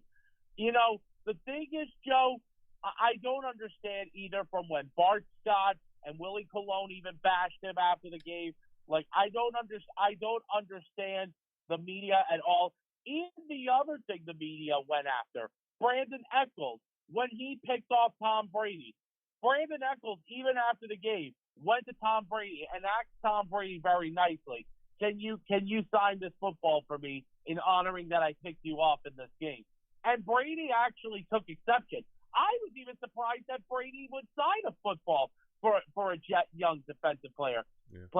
I will say this. If we had beaten the Buccaneers, Tom Brady would have just walked right off the field after the game. He wouldn't go out and shake hands. He wouldn't go out and, done that. The only reason why he was out on the field after the game was because the Buccaneers beat us. Yeah. So, Joe, I mean, it was crazy, Steve, and you've already brought a pretty fire breakdown. You're bringing it. I thought that Zach Wilson played well as well. I think he looked good. There was a lot of quality throws from him, throws in the tight spaces, putting the ball where only his wide receivers could get it. I was very impressed by his showing. And again, like I said earlier, I think this is the best game that he's had this season. Now, let me tell you something. The media bashing, I didn't understand it either, especially when the coaches literally came out and said, that they were the guys that called the play. They were the guys that miscommunicated what was supposed to happen, and Zach did exactly what he was supposed to do. And then you had guys try to double down and come back and say, well, they're just trying to protect Zach. They're just trying to do that. There's literally nothing the coaching staff can say to convince some people that it was their mistake and that Zach Wilson was in the right. Because it just is what it is. There's people that want to make up narratives. It's not like we haven't seen LaFleur make a bad play call this season. We've seen that. We've seen that. We were all over his back for the first half of the season because there was issues play calling wise. So I don't understand these weird narratives that are going on about. I don't understand what's going on and why people want to bash him, but it's ridiculous. It's just Jets media being media. But one of the things that you talked about as well was the play of the defense. Echols getting that interception. Hall has been playing well for us. I've really been enthralled by what they've done. But what are your thoughts about C.J. Mosley, man? He's really been flying around out there, really doing his thing, right?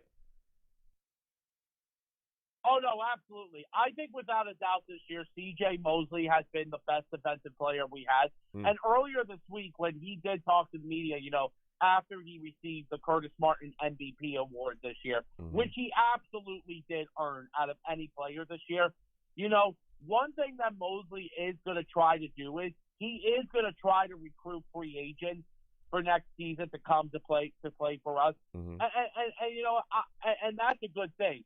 And just going back to, and the one thing, Joe, that you got to give credit to Saleh is that Saleh blamed that, going back to that 4th and 2 call, he blamed it on himself. Hey, listen, if Adam Gase was still our coach, he would have blamed it on his quarterback. He wouldn't blame it on himself. Yeah, it's crazy. So my next question for you, Steve. If Adam Gase was still on coach. Yeah, I'm glad he's gone. So when you look at this upcoming game against the Bills, what are your expectations of Zach Wilson in this game, man? So, okay. So here is my thing about this game against Buffalo. Listen, I asked a question to Jets fans earlier this week about going into this game against Buffalo. Do we want to win the game or do we want to lose? Some Jets fans are praying for a win this Sunday, but there are some fans that wouldn't mind if we would lose this game because, Buffalo, because here's the thing. Going into this Sunday, Buffalo is leading the AFC East as of right now. And if they do beat us on Sunday, they win the AFC East title for the second year in a row. And the thing is, listen, here is the thing. I would like to see the Jets play a good competitive game against Buffalo, like we did last Sunday against Tampa Bay. I mean, but the thing is, it's in Buffalo. And here is the one thing that could also be a challenge for this game.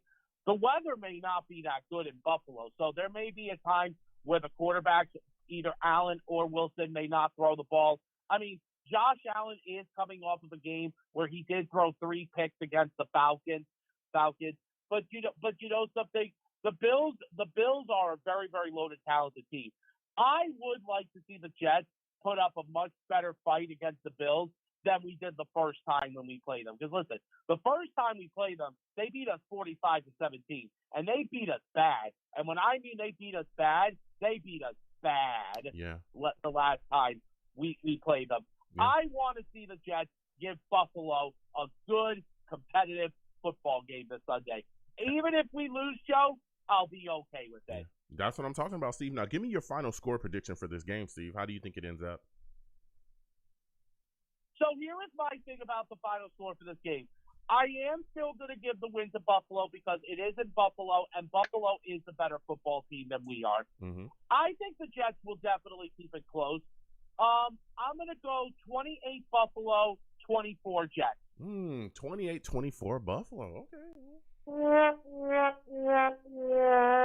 is what it is. Listen, Steve. Hey, listen, Joe, one last thing I'm going to tell you before you let me go.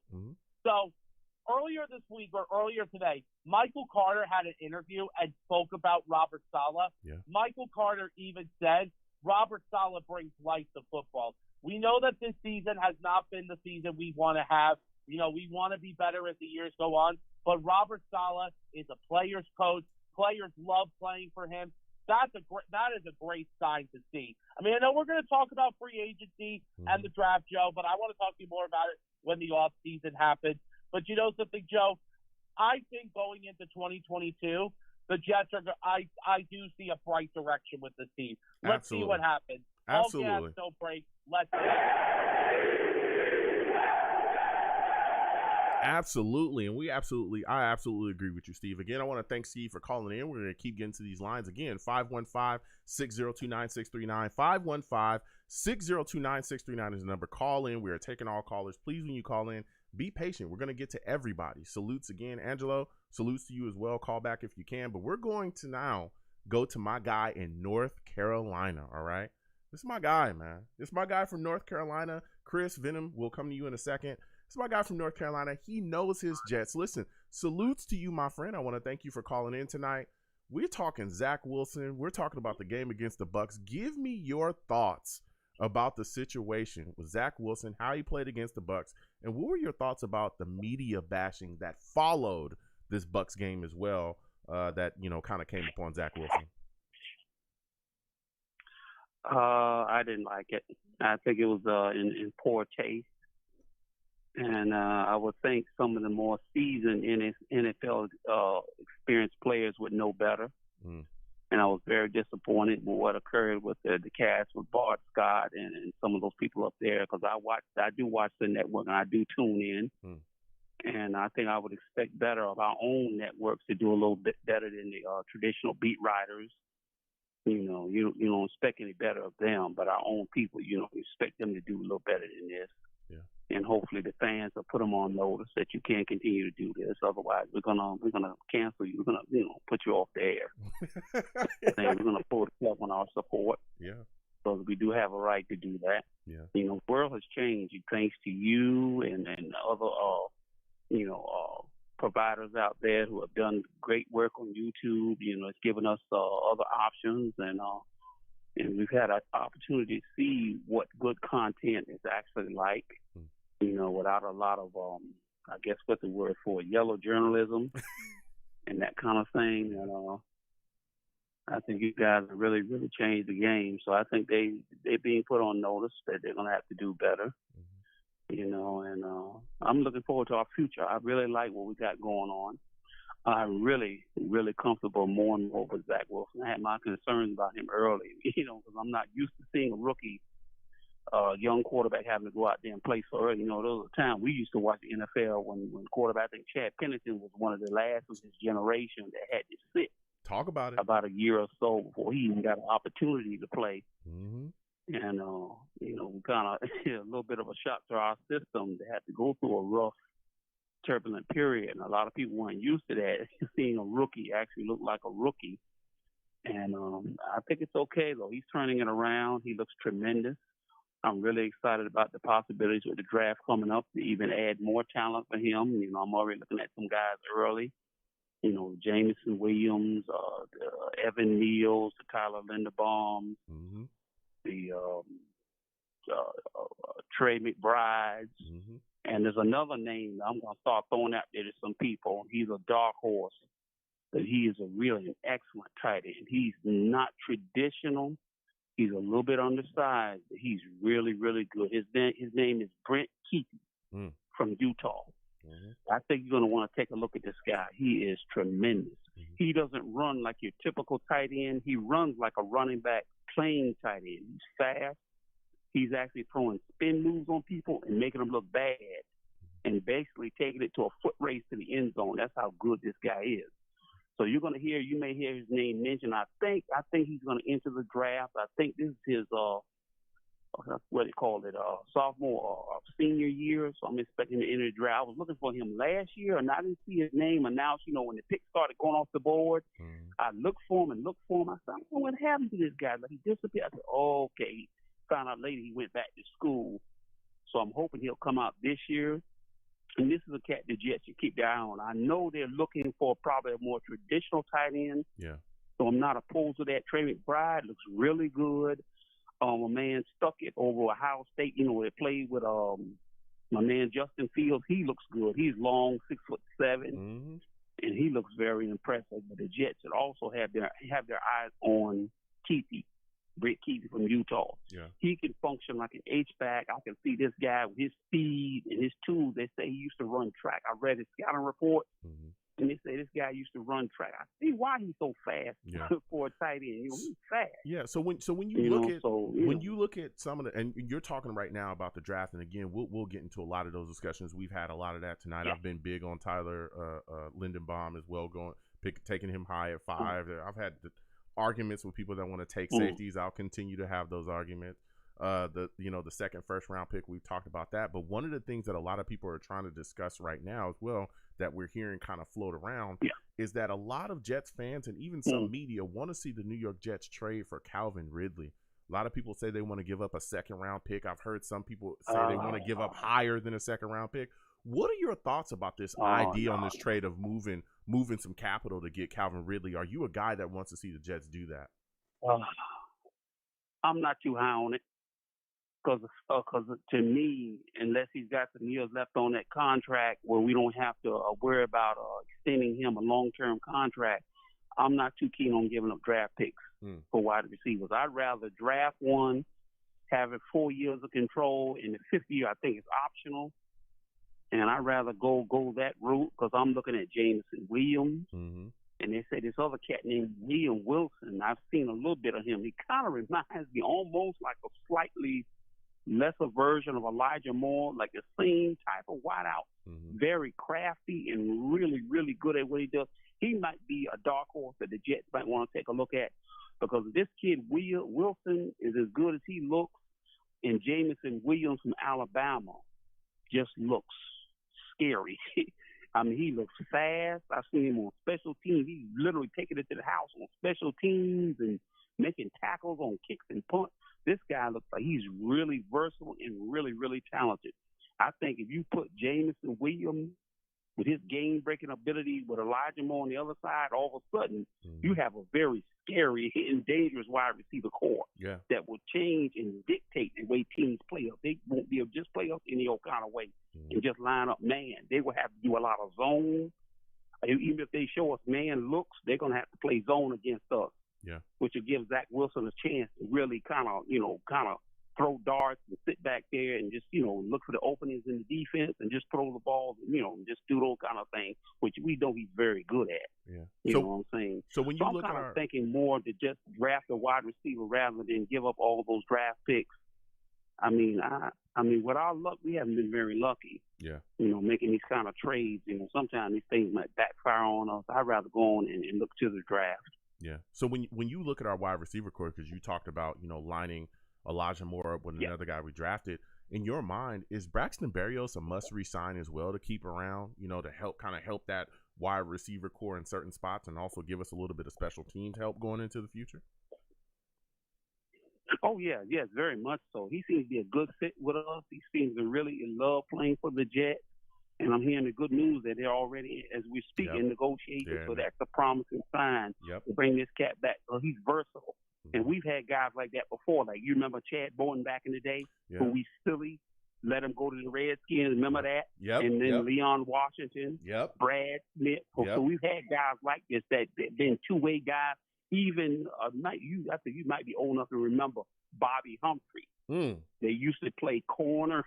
He was a top-notch kick returner. I think he led the NFL or the AFC in kick return yardage, and he was magnificent in his day. So it's good to have a guy that is versatile.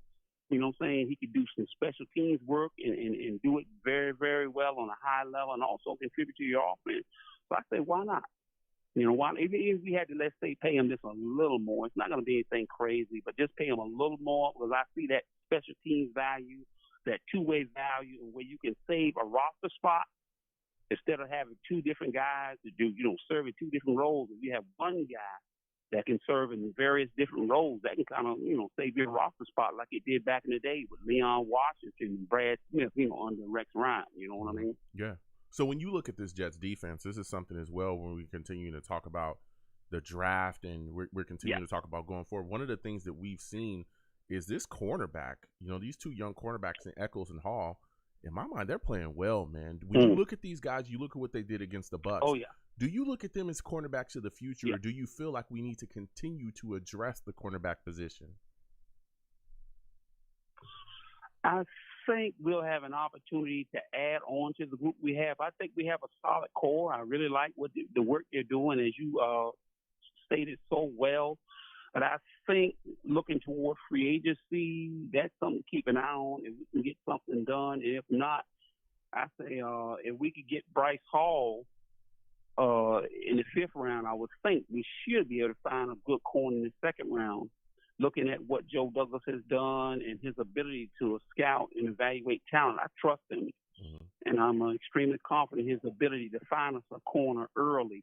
If not with the first picks, I know Stingley's name has been widely thrown around because I do a lot of YouTube. I'm a YouTube junkie. Yeah. And I check you out and all the other Jets platforms 24/7. And I know various ones have Stingley going to us. Now, I'm not opposed to taking him. I've seen his video. He's magnificent. He's Revis-like, making crazy acrobatic interceptions. That's the level he's on. The only concern is the medical red flags around him are a little scary. It reminds me of another corner that we selected. You remember after we traded Revis? You know what I'm talking about. And we traded Revis. I'll never forget it. And I kind of like this guy. He's going to be solid, maybe be a very good pro. But then there's this little nagging thing. He just seemed to stay hurt. Every time you look, there was like little injuries. And this guy could never quite get on the field. It looked like he was going to come back maybe in a couple of weeks, and then something would happen, and then he would kind of disappear. And then when he did get on the field, you could see where his progress was stuntified because he wasn't as sharp, and he started getting beat a little bit, and all of a sudden he would just disappear. And you wouldn't see him again. You wonder what's going on, and find out he's hurt again. So I mean, I'm a little nervous about taking Stingley. For those of you that's that right, D. Milner. But I trust that Joe Douglas is going to do his medical reports on Stingley. Oh. And the key thing for Stingley, he's got to be healthy. He's got to be able to participate in all the workouts, and whenever they have the combine workout, that's going to be the key for him. Yeah. If he can participate in those, and hit him out of the ballpark, and do what I think his skill set dictates, then things are subject to change, and maybe Joe Douglas might consider selecting Stingley. Yeah. But if there are questions marks about his ability to participate in those workouts, you can forget it. Yeah, yeah. If he can't do the combines and he can't do some of this stuff, and all of a sudden those questions arise about his health, no. If the Jets do take him, they will take him off a major trade down. That means the Jets will trade down from 4. They'll trade all the way down in the teams, and Stingley could slide to them. Then they will take him. I'll tell you what, medical concerns like that. I learned my lesson. I was a big. When we drafted D. Milner, I was like, yo, this guy's going to be something special here. Yes. Like you said as well, he had the talent. We watched him we also watched him have games, flashes. I remember there was a game against the Browns where he covered, their top wide receiver at the time. And, man, it was phenomenal. But we never saw games like that again as well. Like you said, he stayed hurt. He was always hurt. It was always something, and he was never able to really amount to anything here because he was always seeing, the injury list. So, any injury concerns like that, anytime I hear D. Milner. Player misses so much time like that, and with injuries, it stunts their progress. Some of them, they can't really work on their skills. They can't do the normal team activity, and it really, really hurts them. It really sets them back, and it ruins their career. We've seen that. Yeah, we absolutely with him have. And that wide receiver. Remember that wide receiver we took the other year? I'm trying to think of his name. He was fast as hell, too. From and that dude Alabama? Hurt. Are you talking about? He was really good, and he stayed hurt, and something happened to that guy, and all of a sudden he disappeared. We never heard anything from him. Nothing. I mean, we've had so many guys like that. Now, you brought the heat, man, so far. So my final question for you before I let you go, man, give me your score, your final score prediction for the New York Jets' upcoming game against the Bills. How do you think the game ends up, and what do you expect out of Zach Wilson? Looking at what LaFleur is doing with our offense and Zach Wilson's progression, I can see it being 34-28. I think because Buffalo is desperate to win, I say 34-28, probably Buffalo. Even though I want to win the game, but I think because they're so hard pressed, unfortunately. Go ahead. But I think Zach Wilson with 28 points on the board is going to have a good performance, and hopefully we'll come out on a positive note. It's something to hang our hats on and look forward to next year and in the off season coming up. So I think either way we're gonna be in good shape. Yeah. I think we're gonna come out there and fight, and I anticipate that Salah's gonna have the troops ready to go. So you better believe it. So we gave the Bucs quite a competitive game, and I look for the same thing with Buffalo because we're more familiar with them. We faced them early in the year, and this is a good rematch for Salah. Yeah. So that's something to keep an eye on, how he responds to this team in the rematch and what'll be the final game of the year. So I'm looking forward to it. Yeah, I am as well. Listen, I want to thank you for calling in, my friend. We got to hear from you more often, man. You know what I'm saying? I know you got to work. You got to get that money. My work schedule keeps me working. Normally, when you're on the air live, I'm missing you, and I'm normally working at the airport at the time. And then when I do go on break, I'll put on YouTube and I'll see the notification from you that you're going live. And I don't even have the time to even call in because by the time I get you on, I have to go back. And I remember one time I got on hold, to get through the call on your cubicle to get through. Yeah. And by the time I think it was a couple of calls away from getting to you, I had to go back. Yeah. It's so tough, I didn't man. have the chance to even talk to you. Yeah, I get so it, don't man. think too hard on me. I really miss talking to you. Yeah. No, I get it. My work schedule is crazy as well. That's why I love connecting with people when I can. But again, I love hearing from you. You have great takes, man. You have yourself a good night, all right, my friend? Same here, buddy. All right. You have a good one. And you too now. All right. Good night. Okay. Listen, what a phenomenal call, man. What a phenomenal call. It's my guy from North Carolina, man. He knows his Jets. He knows what he's talking about. We're going to keep getting to these lines. Again, 515-602-9639. 515-602-9639 is the number. Call in. We are taking all callers. Next, I'm going to my guy, Chris. Venom G's, you'll be next. CT, we're coming to you as well after Venom G. Salutes to you, Chris. I want to thank you for calling in tonight. Chris, what's up? What's going on? Give me your thoughts, man. Listen, Zach Wilson has come under fire. What are your thoughts about what the media has had to say about him and his character after the 4th down and 2, kind of breakdown in that play? I mean, he plays with his hair on fire. He plays like, a guy that wants to win, guy wants the ball in his hand. I see nothing wrong with that. Mm-hmm. He's a young player. He wanted to win the game. He wanted to take the ball. He wanted to win the game. So, I mean, there's nothing wrong with that. I mean, these games are to judge with it, and we got a true guy that wants to grit the games out. So I think even though the play call was questionable, the Jets were running the football, and they were running the football successfully, and they tried to get a sneak.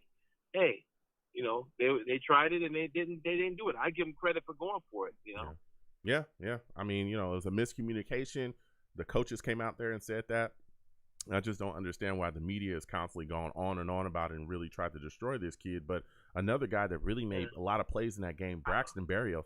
Braxton Barrios has looked phenomenal. What are your thoughts about his impact so far this season? And do you think he's a must re-sign this coming offseason? Is he a must re-sign? No. Why not? Would we like to re-sign him? Yes, I think because the thing is like this. For the Jets team, you said yourself, pass rushers, cornerbacks, things of that nature, are a priority for this team. And if you're spending a huge amount of money on your third wide receiver and not your number 1 or 2, and bringing somebody else in, you gotta be careful what you spend your money on in free agents. Has Braxton Barrios been here? Has Braxton? I'll give him what he wants, but I won't overpay. Yeah, And I hear you, Chris. I hear you, Chris, and I hear exactly what you're saying. I don't think that Joe Douglas is going to drastically overpay, and I don't think you have to drastically overpay to bring Braxton Barrios back. We have quite a bit of cap space left to bring him into the fold. I mean, going into free agency again, if you want to pay a pass rusher or a top flight wide receiver in free agency, you're going to pay out of your nose. So I don't know if we're going to do that. But even some of the other issues that you talked about that we need to address, pass rusher, all that stuff, dude, we can address that in the draft. We have so much draft capital. And again, there could be trades coming from trading down in the draft to all the things that we can do that could bring even more capital about. So I think that that's another route that we could take too, to kind of fill some of those areas. Right. I think, look, Braxton's played great. He's played great for the team. He's been a security blanket for guys like Sam Darnold and stuff, but also like Jamison Crowder. Yeah. I think people downplay Jamison Crowder in terms of what, he adds to the team as well. Mm-hmm. So I do like Jamison Crowder. I mean, I'm really a fan of Jamison Crowder, and I think he's a good wide receiver as well. Yeah. So, that's what I'm telling you. That's what I'm saying. I like Braxton Barrios, but I also like Jamison Crowder as well. Yeah. Jamison Crowder has definitely brought some solid playmaking skills for us. I was glad that we were able to get him, back into the fold after there was a kind of dust up about his contract stuff, during the season. But we were able to kind of move on from that. He came in for a solid deal that worked for us and the team, and he's been really playing well when he's been out there on the field. I think they expect him to be on the field against the Bills, and that takes me to my next question for you is when you look at this situation against the Bills, you got Fant out, you got McGovern out, the Bills are going to bring the heat, they got pass rushers. How concerned are you about the protection of Zach Wilson against the Bills? I'm very concerned about, the safety of the quarterback and what they're going to bring to the thing. But the last game of the season, these guys are going to play like they got nothing to lose. Mm-hmm. And when you have a team that is going to the playoffs, you start thinking about injuries, you start thinking about the next game. These guys are going to be playing with their hair on fire like they have nothing to lose. Yeah. And in the NFL, you go either way. So I expect a supreme effort out of the Jets for this particular game. Yeah. And I believe they're very dangerous. Well, my final question for you, Chris. My final question. They're very dangerous. Yeah, like you said, they're a dangerous team. We saw them put up a hell of a fight against the Bucs. Give me your final score prediction, man. How do you think it's going to happen? What do you think the score is going to be? How do you think it goes? I've been a Jet fan. I've been a Jet fan for a long time. Mm-hmm. And as any Jet fan gonna listen to this call, you know to expect the unexpected when you listen to this team. Individual in division matchup. I'm gonna tell you, Joe. I think the Jets are gonna win this game, man. Okay, give me your score. Give me your score, bro. I think the Jets are gonna win this game. I think it's gonna be 28-20. I think Josh Allen's gonna get nervous. I think he's not gonna perform, and I think he's gonna get pressure from the crowd. The AFC Championship. He's gonna be looking over his shoulder, and I think he's gonna make some mistakes. Wow. Okay. And I think the Jets are gonna win this game. Chris said 28-20. Okay, Chris, listen, I want to thank you for calling in. I got to get back to these lines. You have yourself a good night, my friend. Yep. All right, salute. All right, thank you. Listen, salutes. Listen, salutes again to Chris. He brought it. He said, hey. He said, I'm taking the Jets. 28-20. That's the first Jets pick of the night. Salutes to Chris. We're going to keep getting to these lines again. 515-602-9639. 515-602-9639 is number. Call in. Next, I'm going to my guy, Venom G's. We'll come to you next, CT. Salutes to you, Venom G's. I want to thank you for calling in tonight. Venom, man, listen, there's been a lot to talk about with Zach Wilson. Give me your thoughts about his play against the Buccaneers, man. Man, I thought it was outstanding. Happy New Year, Joe, first off. Happy New Year. Hold on a second. And all the savages. Hold on a second. Exactly. For those of you that do not know, Venom G's savage. He's a savage. Venom G's is a straight savage, man. Don't play with him. Go ahead. Salutes to you, Venom. Happy New Year's to you. Give me your thoughts, bro. Yeah. Boy, it's crazy. He's a savage, bro. Man, I think Zach was playing great, man. I think that was his best professional game that he had this Sunday, where everything was clicking in. He was making the right reads. He was phenomenal this week. So I hope he continues on the same path and just continues to keep progressing and move forward with it. So hopefully we see more of that. Yeah, I'm hoping we do. You know, as well. and I think we see that with Jets rookies when they're up against tough competition, they shine the brightest. When we saw Sam Darnold go against Aaron Rodgers, we see these glimpses. So I just hope Sam just builds on this. So yeah, I can't wait to see what he does against the Bills this week. Yeah, I'm hoping that Zach is really able to continue to play well as well, get the ball out of his hands quickly. I think that's one of the big things that we saw against the Bucs. He was so decisive. He understood how to manipulate the defense. We're seeing that. And also it's the small things that he's doing as well, getting back to the line quickly. If he sees them trying to make a substitute, he'll quick huddle and, try to get a quick snap in to get them, catch them off balance. He does a lot of these things, these nuanced kind of things that you want to see young quarterbacks do, that a lot of veteran guys do to get that extra 5 yards, that extra shot at the end zone to get those plays. Those top quarterbacks do that. So I like that. Now, coming to this Bills game, man, because that's what we got next. When you look at the situation, our wide receiver core, Barrios is out.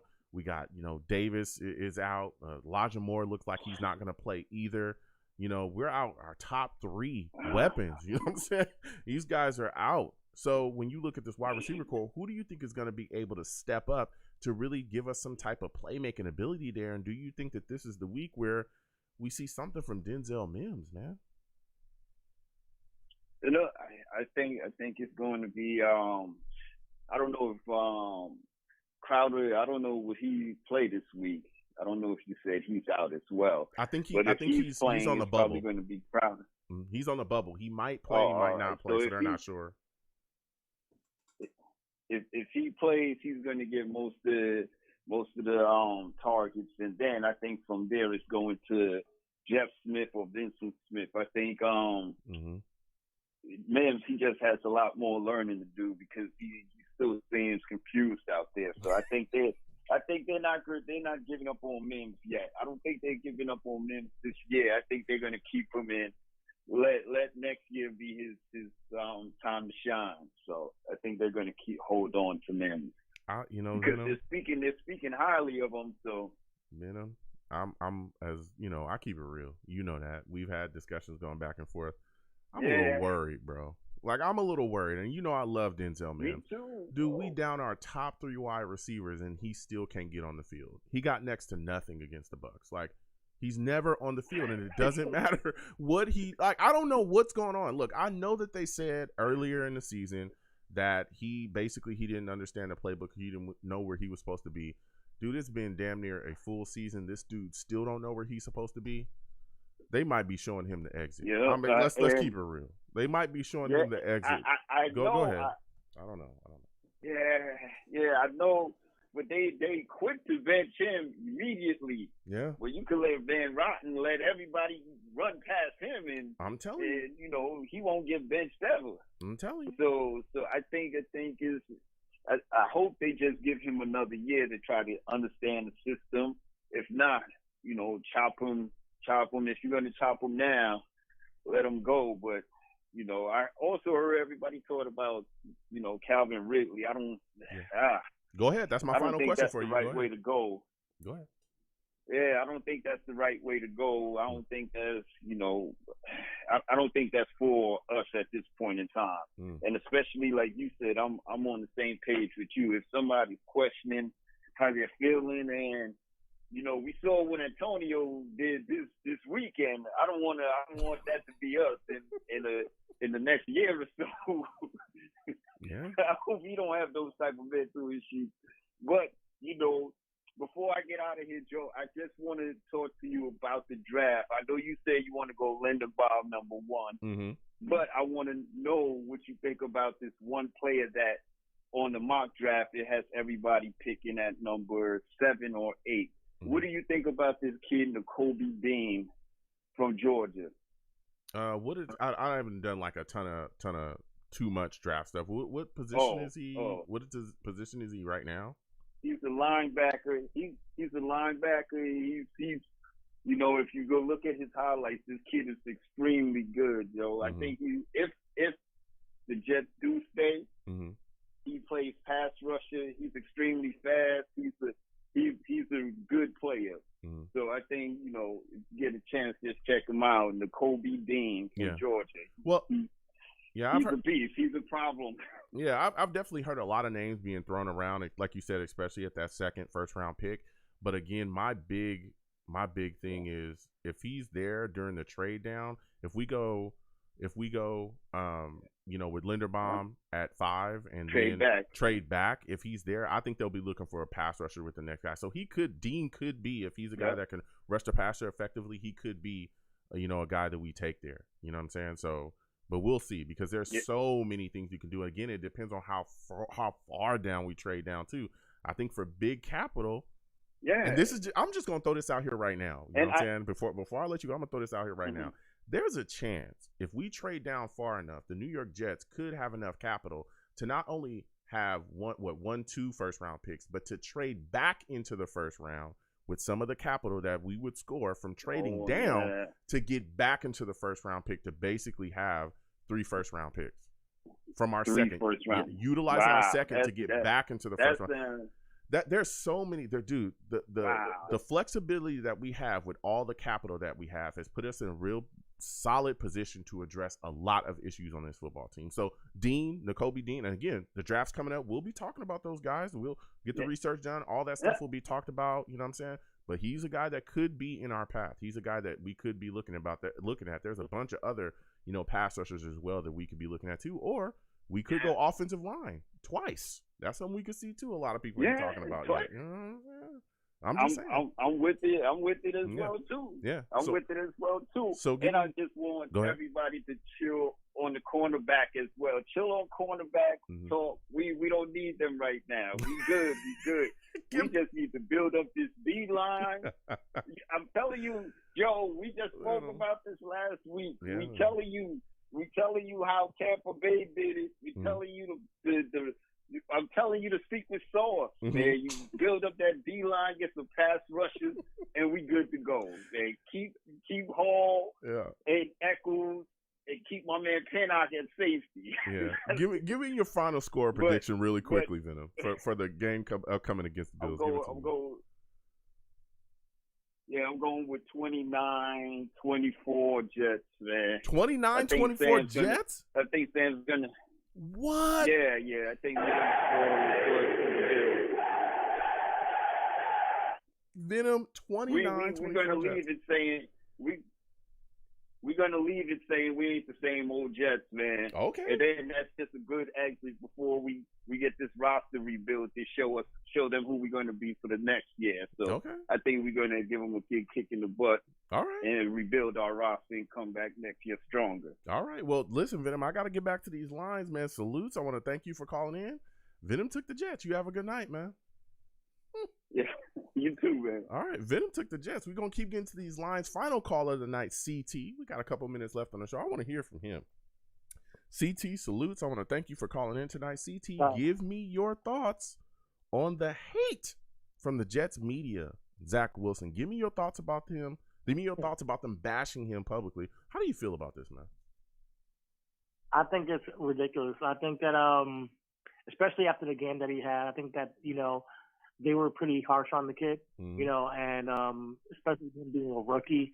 Yeah, he made a mistake. He should have handed the ball off to Barrios. We would have won that game. And I was mad too, because I thought, man, this could be the last time Brady's in, MetLife Stadium, and I was like, let's just beat him, man. Let's just beat Brady one more time, and we could have had it, but we didn't get it, and it's okay. But Zach is a rookie; he's gonna learn from this mistake.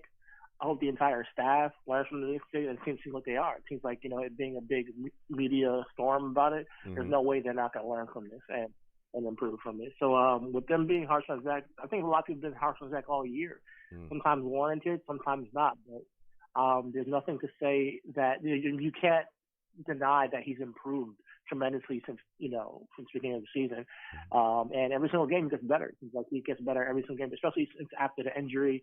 He had some struggles, but then he gets a little bit better. And last game was his first full game that you can say, man, he's a legit starting quarterback in this league. And he went against a really decent defense. Super Bowl contending, the Super Bowl champions. He went against them. So I think that, he has a bright future, and that's all that really matters. Yeah, that's a fact. Now, when you look at this upcoming game against the Bills, man, I want to hear your take about this. A lot of guys out on the offensive line. Are you concerned about the protection that's going to, be out there? Because, again, the Bills are going to bring the heat. I'm concerned about everything, bro. I just found out Elijah Moore.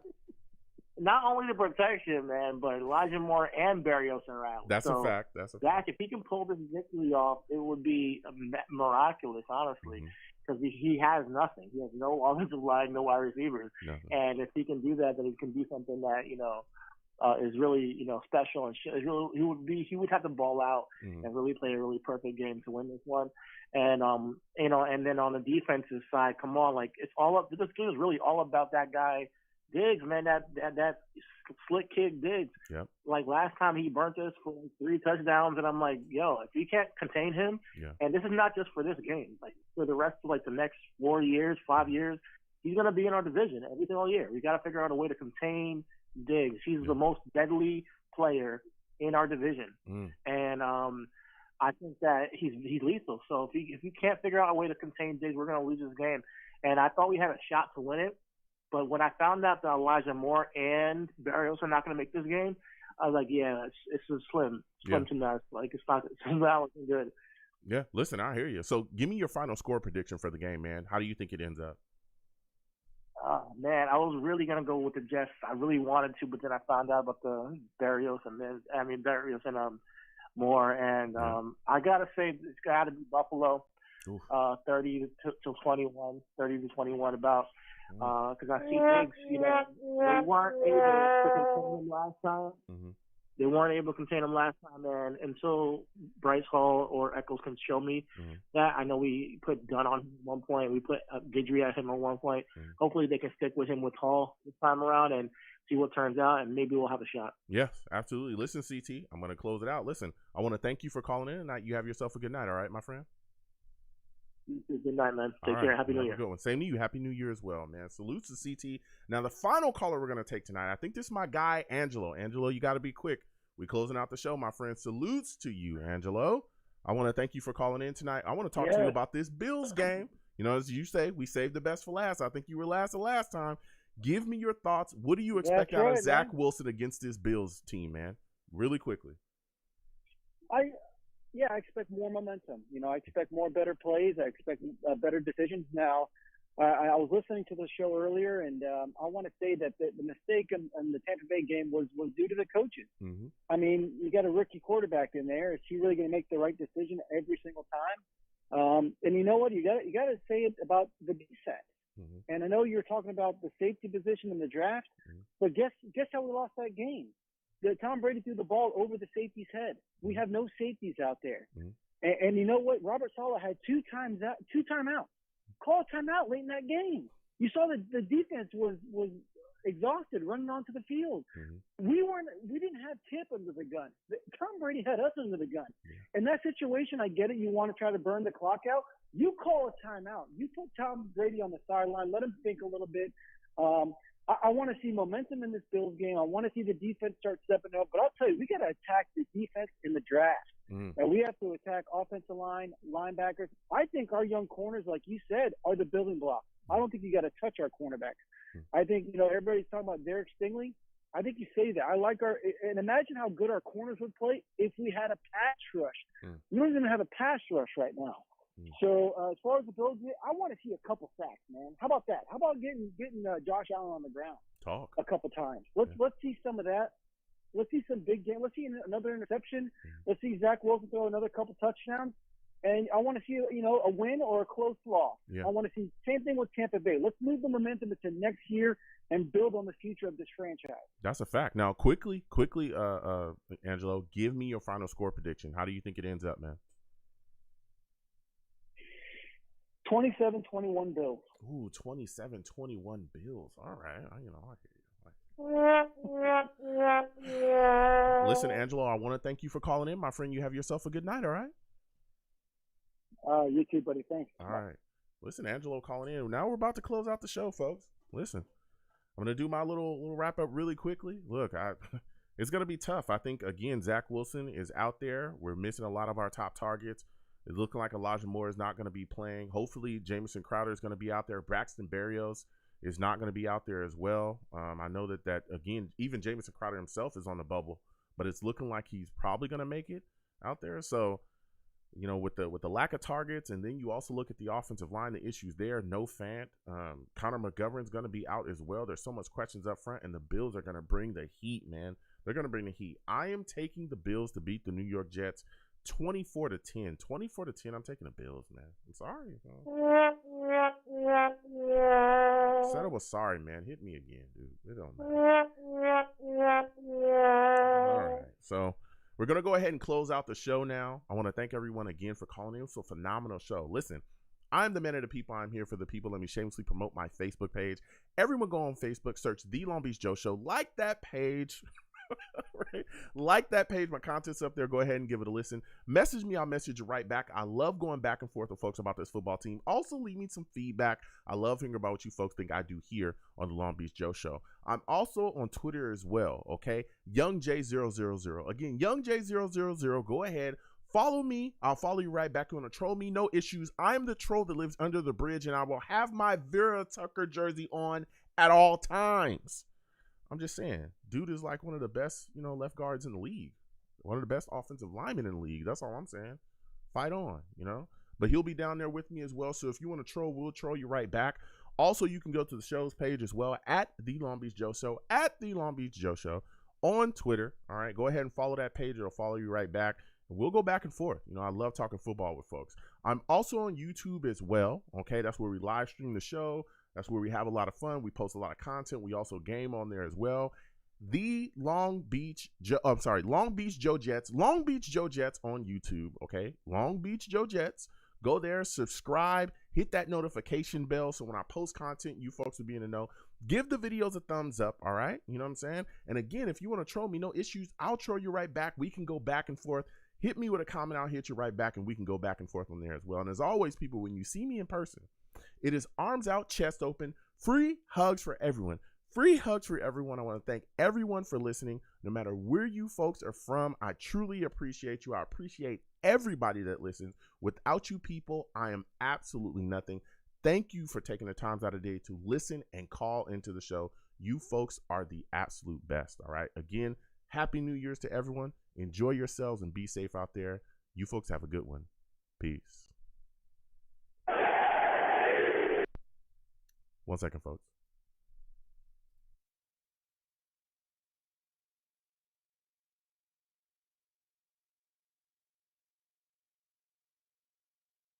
We should be back. Listen, salutes to everybody. Salutes to everybody. You know, this is a crazy show. All right. Again, for those of you that are new, I want to get this out of here really quickly.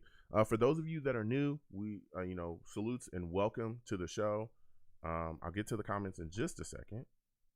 Links in the chat brings up my link tree. For those of you that are new, the link tree's there. That links to all of my content and my social media. All that stuff is there. I run a 2-hour show. All right. Usually we start about 7 p.m. Eastern. Okay. Now keep in mind that a lot of the veterans, okay, people that's been around for a minute, there's this trick that they pull. All right. And I let it be widely known. About 10 minutes before my show starts at 7 p.m. Eastern, right? About 10 minutes before my show starts, the lines open up. Now, if you call in, you can just sit on the lines until the show starts. So if you sit on the line until the show starts, you'll get in earlier on the show. All right. Now, keep in mind, again, I have a queue system. When you call in, I can see you. I will get to everybody, but you just have to wait. I want to respect everybody's time. Now, keep in mind, you're not going to get 40 minutes on the show. I'm sorry. I cannot do that. We have quite a bit of callers. I get to everybody. I want to respect everybody's time. It's only a 2-hour show. But you will get time to be heard, and you will also get time to spit your take. And even if I don't agree with you, I will challenge your point, but I will be respectful towards you as well. And we can either agree to disagree, or sometimes, people kind of change my mind about the thinking about something, whether it be players or drafts or whatever, you know what I'm saying? So if you call in here, you're going to be respected, but you also need to show respect too. And do not curse on my show. That's the only rule that I have. Don't curse on my show. You curse on my show, I'll get you out of here. Okay. That's it. So for all my new listeners, salutes and thank you. Again, please subscribe if you haven't subscribed. If you want to hit the super chat, please do. Cash App is down there as well if you'd like to give to the Cash App. Anything that you give to the show is greatly appreciated. And again, hit that notification bell so when you subscribe and I post content, you will be in the know. We also game on this channel too when my schedule clears up more, okay? Because my schedule is nuts, as it always is. I'm looking for some clarity here, all right? Then we'll be back to playing games too. This radio show, as long with the draft stuff and all, this is year round. So you will always get a radio show. Okay. You will always get something. All right. You also get other content as well. I talk about the Jets and videos. I do all kinds of stuff. You'll get that too. Hit the subscribe button, hit the notification bell, and go subscribe to all of my other YouTube pages as well. I got more content coming and we got more things coming. A lot of more fun, but again, the schedule is getting in the way. All right. Schedule's getting in the way. I try my best. All right. So yeah, we're having a lot of fun. So please, join up and have a lot of fun. You can call in at any time. But again, when you call in, because I had people, okay, and you know who you are, some people don't understand that when they call in, they have to be on hold. I had a discussion with some people before. You know who you are, right? I don't play favorites, okay? When you call in, everybody's in a line. I respect everybody's time. I don't play favorites with anybody. But if you call in and hang up and call in and hang up because you don't know how my system works, I'll never see you. Or I'll see you, but you'll just consistently be at the bottom of the line, okay? Listen, there's people that have been here for a long time that be on hold. People got to be on hold, okay? I respect everybody's time no matter who you are, new, old, or whatever. You know what I'm saying? I want to hear from everybody. And also, when you call in, please make sure your background is good, all right? Clear up your phone, clear up your background. Don't be doing construction work. You're on the jackhammer. You want to talk to me about the Jets. Put the jackhammer down. Walk away from the construction site, a couple blocks away. Find a good area where there's not a lot of noise. And then, get on the line and talk to me. I want to hear you, okay? I want to hear you, okay? And I also want my audience to hear you. If they cannot hear you, or if you're on that jackhammer and all they can hear is the jackhammer, we're not doing each other any good, all right? I want to hear your takes. I want to hear, what you got going. I love talking to people about football. I love talking to people about the Jets, right? We're on the come up. So salutes to everybody. Salutes to NY Jets FL. NY Jets FL says, this is one of your best shows. Thank you so much. You know, I try to strive. I try to get better every single week. You know what I mean? Salutes to Mike D. Mike D says, I haven't seen you in a while, my dude. Hope all is well. I'm good, man. I'm good. It's good to see you in here. Salutes. Smoking J Cut fan says, go Jets. Great show. Thank you so much, man. Salutes to all of y'all. Salutes to NY Jets FL. Salutes to Mike D. Salutes to Smoking J. Salutes to Mr. Dangles as well. He says, Long Beach, thanks for the ride this season. You are the man. Thank you so much, man. It's good to see you in here. Salutes to you as well. Salutes to JE. Excuse me. Salutes to GVH. Salutes to everybody, man, that just came by in the chat that just had a lot of fun and just had discussions with me, man. Super, super dope, again, to connect with all, you people. Salutes to Jets Gang. Salutes to Don D. Just salutes to everybody, man, that came on by and had a lot of fun. Edward Stewart. And also, new people that may not know, we also do live game reactions as well. I won't be able to do one this week, but we've done that throughout the season. We'll continue that next season as well. So, just be around for that too. So we have a lot of fun doing that on this channel as well. I don't know if I mentioned that earlier, but again, salutes to everybody that joined me today for the show.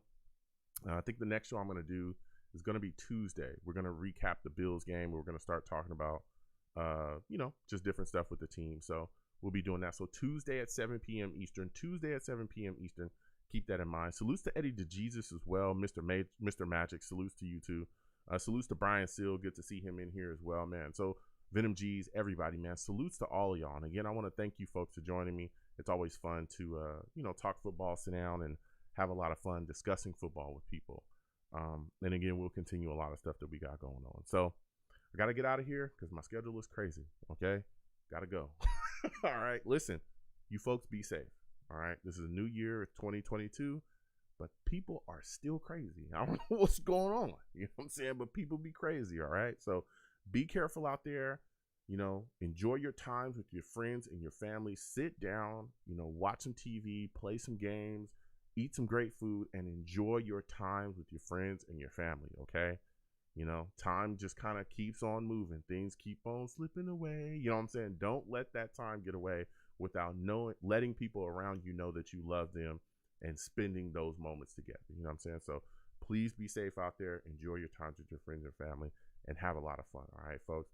I'm going to get on out of here. You folks have a good one. Be safe out there, all right, people? You folks have a good one.